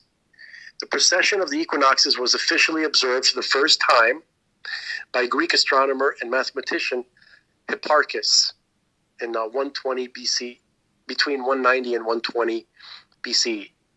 It happened technically in 170 BC, although it and its influence must have been known to earlier Egyptian astrologers and Sabians, also Hebrew Kabbalists, Druidic, and Persian mystics as part of their respective mysteries. Hipparchus saw that a specific house of the zodiac laid behind the sun, and the vernal equinox, and that it slowly moved backward over time 1 degree every 72 years. Listen to these numbers, bro. Yeah, it's crazy. 72, so the sun there, that's the Shem Ab, right? Yeah. So the sun thereby moved from one house of the zodiac to the next every 2,000 years or so. By his calculation, the Piscean age, the age of Pisces, will end, and the age of Aquarius will begin in 2040. Aquarius will be behind the sun at the vernal equinox, not Pisces. The 2,000 to 2,160 years the sun remains in a house of the zodiac is called an age. The worship of the sun adopts the personality of the particular house or celestial sign it is in during that 2,000-year time frame or age. Symbolically, as will be seen, this is of great importance and is one of the great mysteries of the ancients. For the last 2,000 years, the sun crossed the equator at the vernal equinox in the constellation Pisces. 2,000 to 2,160 years before that, the the sun passed through the constellation Aries, giving rise to the Aryan age. Now, this is why we slaughtered a lamb for Pesach. This is the Pesach. The Korban Pesach is because of this. It's because the Egyptians, that they worshipped the lamb, which is Aries. Yeah. Crazy. Okay. So through the constellation Aries giving rise to the Aryan age, 2000 to 2160 years before that, being the age of Taurus, the bull. Cain slew his brother Abel. Okay, and this is when Cain slew his brother Abel. Each brother was betrothed to a twin sister. Thus, this is not something that is normally known outside of Jewish circles, by the way. I don't know if you knew that Cain and Abel were born with sisters. Actually, Cain was born with one twin sister, and Abel was born with two. That was part of the reason, the dispute between them. Yeah. So each brother was betrothed to a twin sister. Thus, the death of Abel symbolically ended the age of Gemini. Albert Pike, famous Freemason, describes the reverence that the Persians felt for Taurus and the method of astrological symbolism in vogue among them. Thus, in Zoroaster's cave of initiation, the sun and the planets were represented overhead in gems and gold, as was also the zodiac. The sun appeared emerging from the back of Taurus. In the constellation of the bull are also to be found the seven sisters, which that's referring to the Pleiades, the visible stars in the Pleiades star constellation. Okay, in reality, there's hundreds of stars, and it says that in the Talmud, by the way, that there are hundreds of stars in Pleiades. There's no way to see that unless with a powerful microscope. You can only see seven. And by the way, the Pleiades is, like, there's a symbol that is well known to people. It's the Subaru symbol. Yeah. Has the Pleiades star cluster. Yeah. So crazy. So the sacred Pleiades, famous to Freemasonry as the seven stars at the upper end of the sacred ladder. Okay. In ancient Egypt, it was during this period when the vernal equinox was in the sign of Taurus that the bull Apis was sacred to the sun god, who was worshipped through the animal equivalent of the celestial sign, which he had impregnated with his presence at the time of its crossing into the northern hemisphere. Now, this is the meaning of an ancient saying that the celestial bull, quote, broke the egg of the year with his horns. That's an old saying. The primary religious symbol of the Taurian age was the Ankh. Yeah. You know what that symbol? You ever seen the Ankh symbol? No. Is that like the black uncle? No, it's kind of like it's like a cross, but with a circle on top. Ankh. Yes. Ankh. No, but all I have to say is the Oscars got so boring they had to get black men to slap each other. These woke racists. It's crazy. That's how boring it got. They never stop abusing black men. That's right. Yeah. Okay, so let me just get. It's like Mandingo. Okay. Yeah. Anyway. Yeah. Battle Royale. Yeah. Crazy. It was the Egyptian symbol of life. The Ankh was the Egyptian symbol of life, the sun, and its shape is reminiscent of the thoracic vertebra of a bull as seen in cross section. The age of Taurus also gives rise to bull cults, like the Minoans, right, of the island of Crete. Like the Minotaur, that whole thing? Yeah. Okay. Murals in the ruined city of Knossos in Crete depict female acrobats entertaining the court by leaping over heads of bulls. Yeah. In the sacred Indian text Rig Veda, this is from 3,500 BC apparently. This is dated to the age of Taurus, right? Yeah. The god Surya references a solar bull who shines out through all the sky, while the fire god Agni was likened to a bull with hair on fire. The age of Taurus was also affected by its opposite house, Scorpio, the sign of the occult. Yeah. It's also the sign of death and rebirth, and was a strong influence in Egypt during the age of Taurus. The Egyptians were thought to be obsessed with death and the occult sciences. course they were. Egyptian priests performed special mystical rituals and rites over the mummified bodies of the newly dead to help their spirits navigate the afterlife. Taurus gave way to Aries, and then Aries gave way to Pisces, starting in approximately 2012. The sun will be in 1 or 2 degrees out of Pisces, and in the sign of Aquarius, thus beginning the humanistic, egalitarian, Masonic Aquarian age.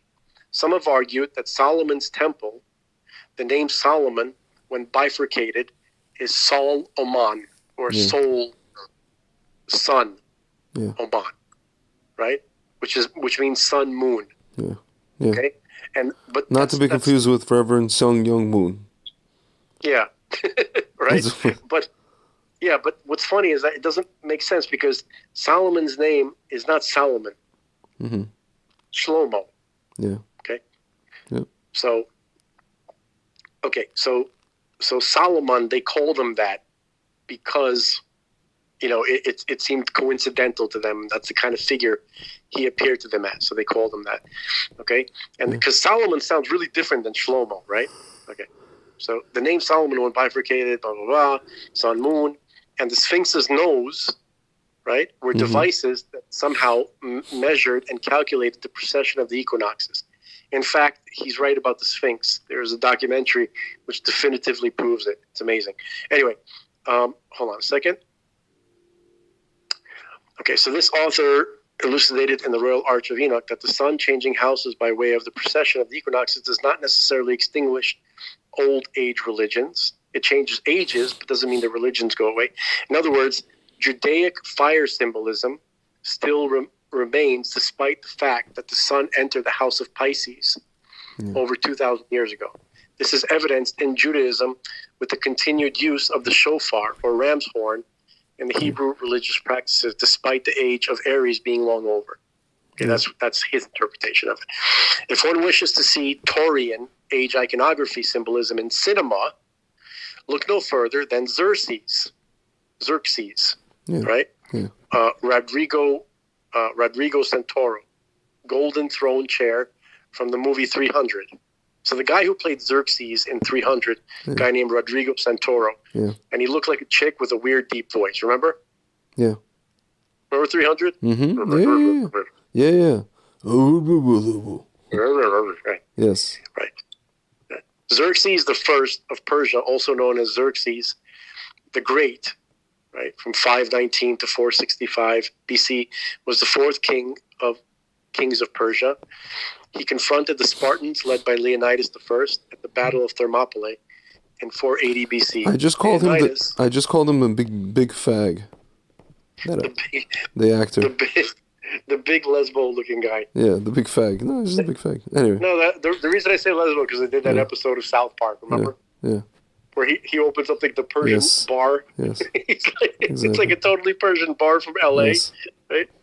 Hilarious. Okay. Crazy. Okay, so also known as Leonidas the Brave, who was a Greek hero, king of Sparta. The 17th of the Aegeid line, or Aegeid line, I'm not sure. Third son of Anaxandridas, the second of Sparta, who was believed to be a descendant of Heracles, possessing much of the latter's strength and bravery. In the film 300, Leonidas, played by Gerald Butler, approaches Xerxes' throne, which is adorned with 2 large golden bulls on either side, symbolizing his divine solar rulership. The Taurian bulls, right, are gold, representing the divine glow of the yellow sun, and its brilliant, life-giving light. Again, this is when the sun, this is when the star cluster of Taurus is behind the sun. This is like okay. Now, within Judaism, Moses descends Mount Sinai and destroys the golden calf, thereby announcing the end of the old age of Taurus. The golden calf itself symbolizes the Egyptian Apis bull.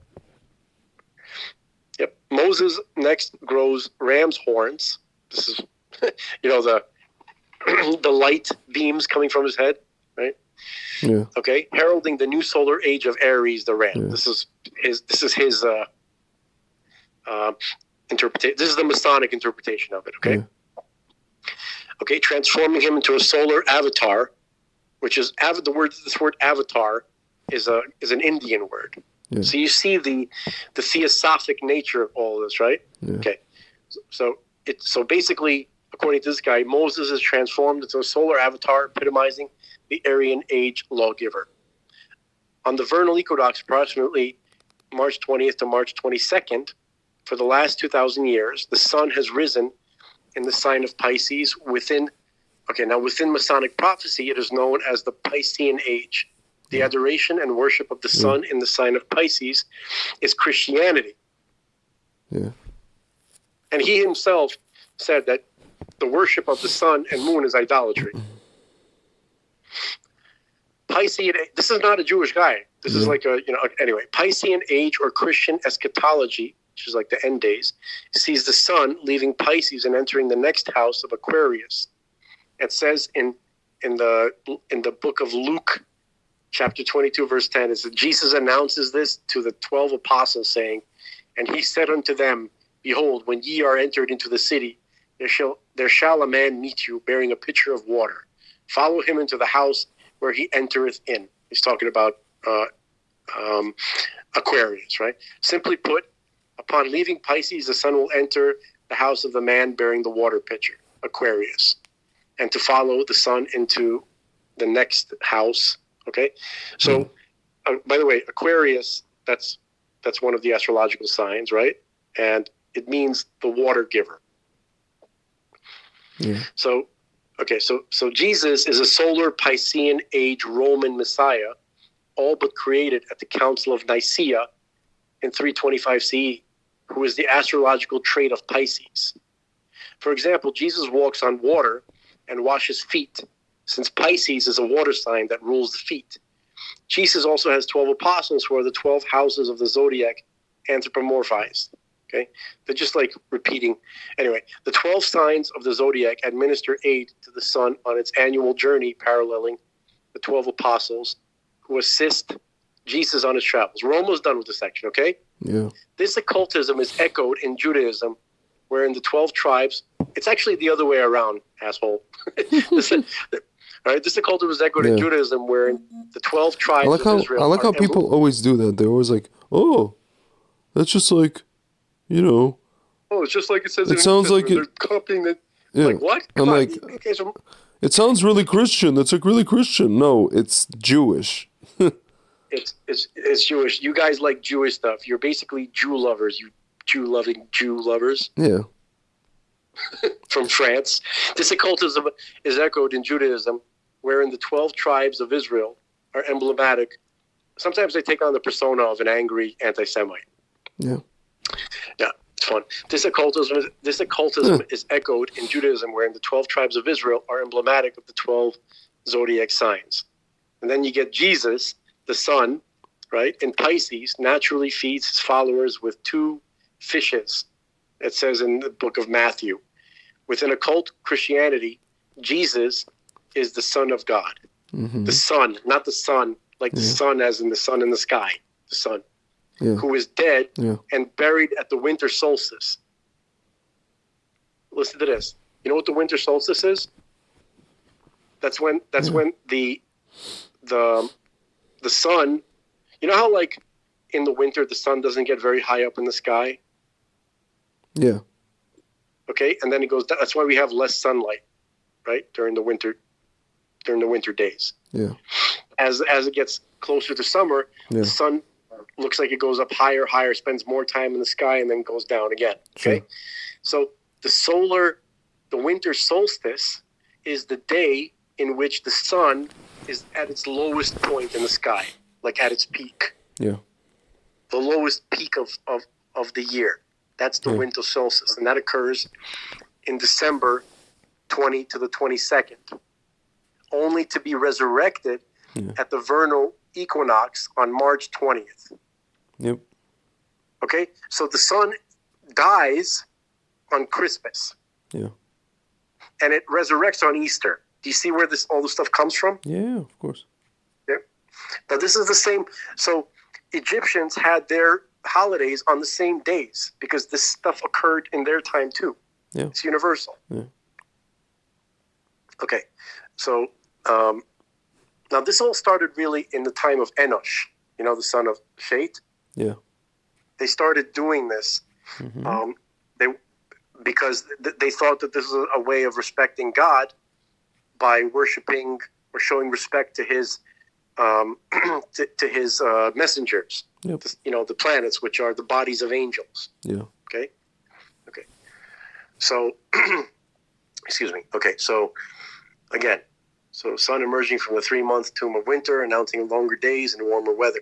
In many parts of the world, Easter heralds spring, as well as the resurrection of Jesus, echoing the diurnal sun. I don't know what the word diurnal means. Not sure. Echoing the diurnal sun, the nocturnal rabbit, signifying the moon, dies every morning and is resurrected every evening, also represents the rebirth of nature in spring. I guess that's where they get the rabbit, the Easter eggs. Yeah. Both of the moon and the rabbit were believed to die to be reborn. That's incredible. Yeah. It's all pagan ideology. Of course. All right, so that's pretty much. I'm going to stop there. I'm not gonna terrorize you guys anymore with this kind of stuff. But that's so basically, in summary, the stuff that people saw in the sky in ancient times and today. So they paid attention to the movement of the planets, of the stars and the moon. They charted it very carefully. They saw patterns and they could predict. And so they were holidays that were ascribed to them because what they were looking at, they felt, were the activities of heaven. Yeah. And the things that they saw in heaven were gods. Yeah.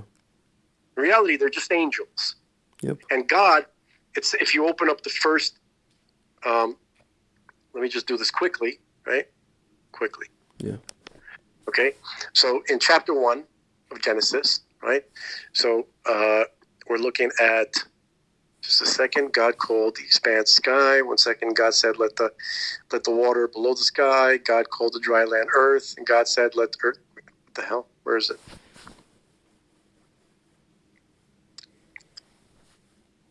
Okay. Chapter 1, verse 14. God said, let there be lights in the expanse of the sky to separate day from night. They shall serve as signs for the set times, the days and the years.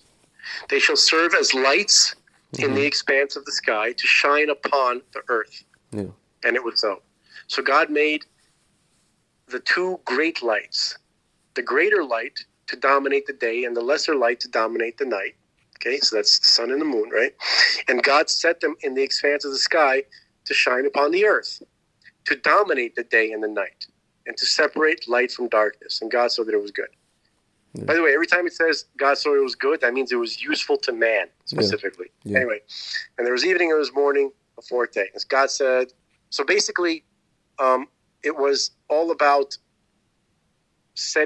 being signs for seasons, for holidays, right? These were God's messengers. He used the cosmos as a big calendar for the use of man. Yeah. Okay? And then they began to deify it. And that's where all the shit hit the fan. Pardon my Francais. And that's what we're experiencing right now. And all the Egyptian stuff and all this kind of, all of its analogs, right? Yeah. This is what the Erev Rav cannot divest itself from. This is what throughout all of these generations since Mount Sinai, we've been trying to expel from our ranks. Yeah. Moshe Rabbeinu, he took the Erev Rav, he took this Egyptian priesthood because he saw sparks in them worth elevating. But they have caused all the grief at every generation, including now, especially now. It comes from these people who cannot divest themselves from this idol worship. Yeah. Okay, and its symbology is everywhere. Yeah, it's crazy. Hollywood is the biggest proponent of it. So We didn't even get into that. He was gonna. This is just an intro. Well, this sir, book is mainly talking about movies, specific movies, and pointing out symbolism in them. well, sir, we're on 3 hours and 15 minutes. 15. Oh, but I wanted to finish the whole book tonight, dude. You're kidding. I like Listen, to terrorize. we can do books. this. We can do this over the next 2 episodes. 68. We can talk about Russia and Czechoslovakia in 1968. And then What's in Russia? What's that about? I'm not. Soviet Union I don't know. of the invasion of Czechoslovakia. Oh, you mean when they invaded Czechoslovakia? Yes, Right. Okay. yes. And 1969, we can talk about like Woodstock and all this other stuff. Oh yeah. And then, you know, Full of all of this kind of stuff, especially with Charles Manson and all these creeps and all this kind of stuff. It's all full of that crap. Yep. All right, man. I gotta go hit up the Regal Beagle. Yes. Say hello to Chrissy. And, Do you like Chrissy, huh? Christine, Gehenna. I like Christine. Christine is very nice. She's blonde. She got big boobs. Yes. I like her. Oh my god. And don't even get me started. Don't even get me started on this. He is angry. God is angry all day, all night. He's angry. My friend in Los Angeles, the one that, you know, wants blondes, he went to a Kumsitz last night, like a musical, you know, Moshe Shabbat thing. Yeah. He's like, I never saw so many Jewish blondes in my life. One of them was half Yemenite and half Ashkenazi blonde Yemenite. And we're just like, dude, just marry one of them. Choose one. Dude, just go get the ring. Yeah. You know? Yeah. Contact her father. Dude, there was a Don't even movie. fuck her. Listen, there was a movie, an Israeli movie about a girl who couldn't get married, a frum girl. And you know what she did? She went and she bought a dress. And she's just like, I have the dress. It's like somebody told her, make a kli, you know, make a vessel. She bought a dress. And in the end, she got married. I mean, it's like a whole long, windy story, and this, and Hashgacha Pratis, and she got married. You should buy a wedding suit and a ring. I should just buy a ring. Yeah. For someone. Make it clean. Yeah. That's not a bad idea. Yeah. I don't want no suit. I ain't no suits. You know, I want Eric B and Rakim to make a song. I ain't no woke. You know, Dude, I ain't no woke. Eric B. and Rakim are not going to do anything that you say. They saw what happened to Cosby, Exactly. and they're not going anywhere near that. Exactly. Did you see that clip where Chappelle goes, you know, Bill was the first one to do this, and he was the first one to do that. He said something like, he's like, he rapes, but he also saves. I didn't see that. Yeah, he goes, he saves more than he rapes, but he still rapes. I don't believe that. Whatever. Let's But we know assume. that. Let's assume if he did, but it was just a funny joke the way he's like he rapes, but he saves. He also rapes. He rapes. It also saves. The only guy who ever stuck up for Bill Cosby without making a smart ass comment or a rape joke was Damon Wayans. He was on some radio show, and you know they asked him like, "What do you feel about the Cosby thing?" He's like, "Oh man, that's just a money hustle," and left it at that. Yeah. What are you gonna say? that was What are good. you gonna say to a black man who dismisses everybody? You can't say anything to a black man. You can say everything to a white man. Like black, I feel like black women. I disagree. You can't say anything to me, bro. No. I know. I'm saying like like white women, white woke women. They accept everything black men say. And if a black man who's like an alpha black man comes out and says to a white woke woman, "Hey, white woke woman, everything you're saying is bullshit." And she's going to say, "Okay, daddy." No, she ain't. Not anymore. No, she will. She will. That's old news, bro. No, she's not That's going to old say. news. She's not going to say it. Dude, She's just not going to say anything to him. Dude, She'll just Black walk. guys are now the new white guys. No. I don't know if you knew that. Yeah. Yeah, no, black guys are now the new white guys. There's too many black guys who are proud boys, right? There's too many MAGA black dudes. Yeah, You well, know? There's, we got Kanye. Kanye. Kanye's in his own world. He's not even like MAGA. I'm joking about I Kanye. know. I'm saying like Kanye's like, yeah, he's like in his own planet. Kanye's it's crazy. He's on crazy. his own planet. All right, sir. We're Man. gonna explore 68 next time. Arrivederci, baby. Arrivederci. Arrivederci. Mission accomplished. It's hard work being this stupid. Yeah. Texas.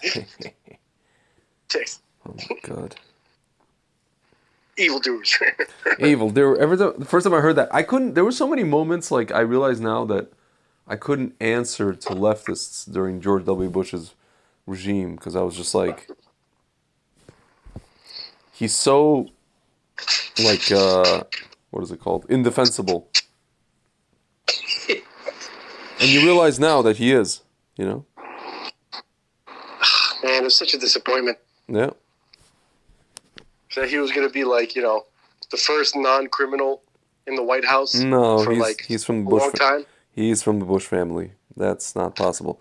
In the words of Hal from 2001, I'm afraid I can't do that. Dude, we gotta next time we gotta watch that Norm Macdonald clip when he's on the View and he's terrorizing Barbara Walters. Mm-hmm. Oh, you gotta see it. We may have even played it again before we played it. All right, then. All right, sir. I'll talk to you Later. in a little bit. Yes, sir. All right. Later.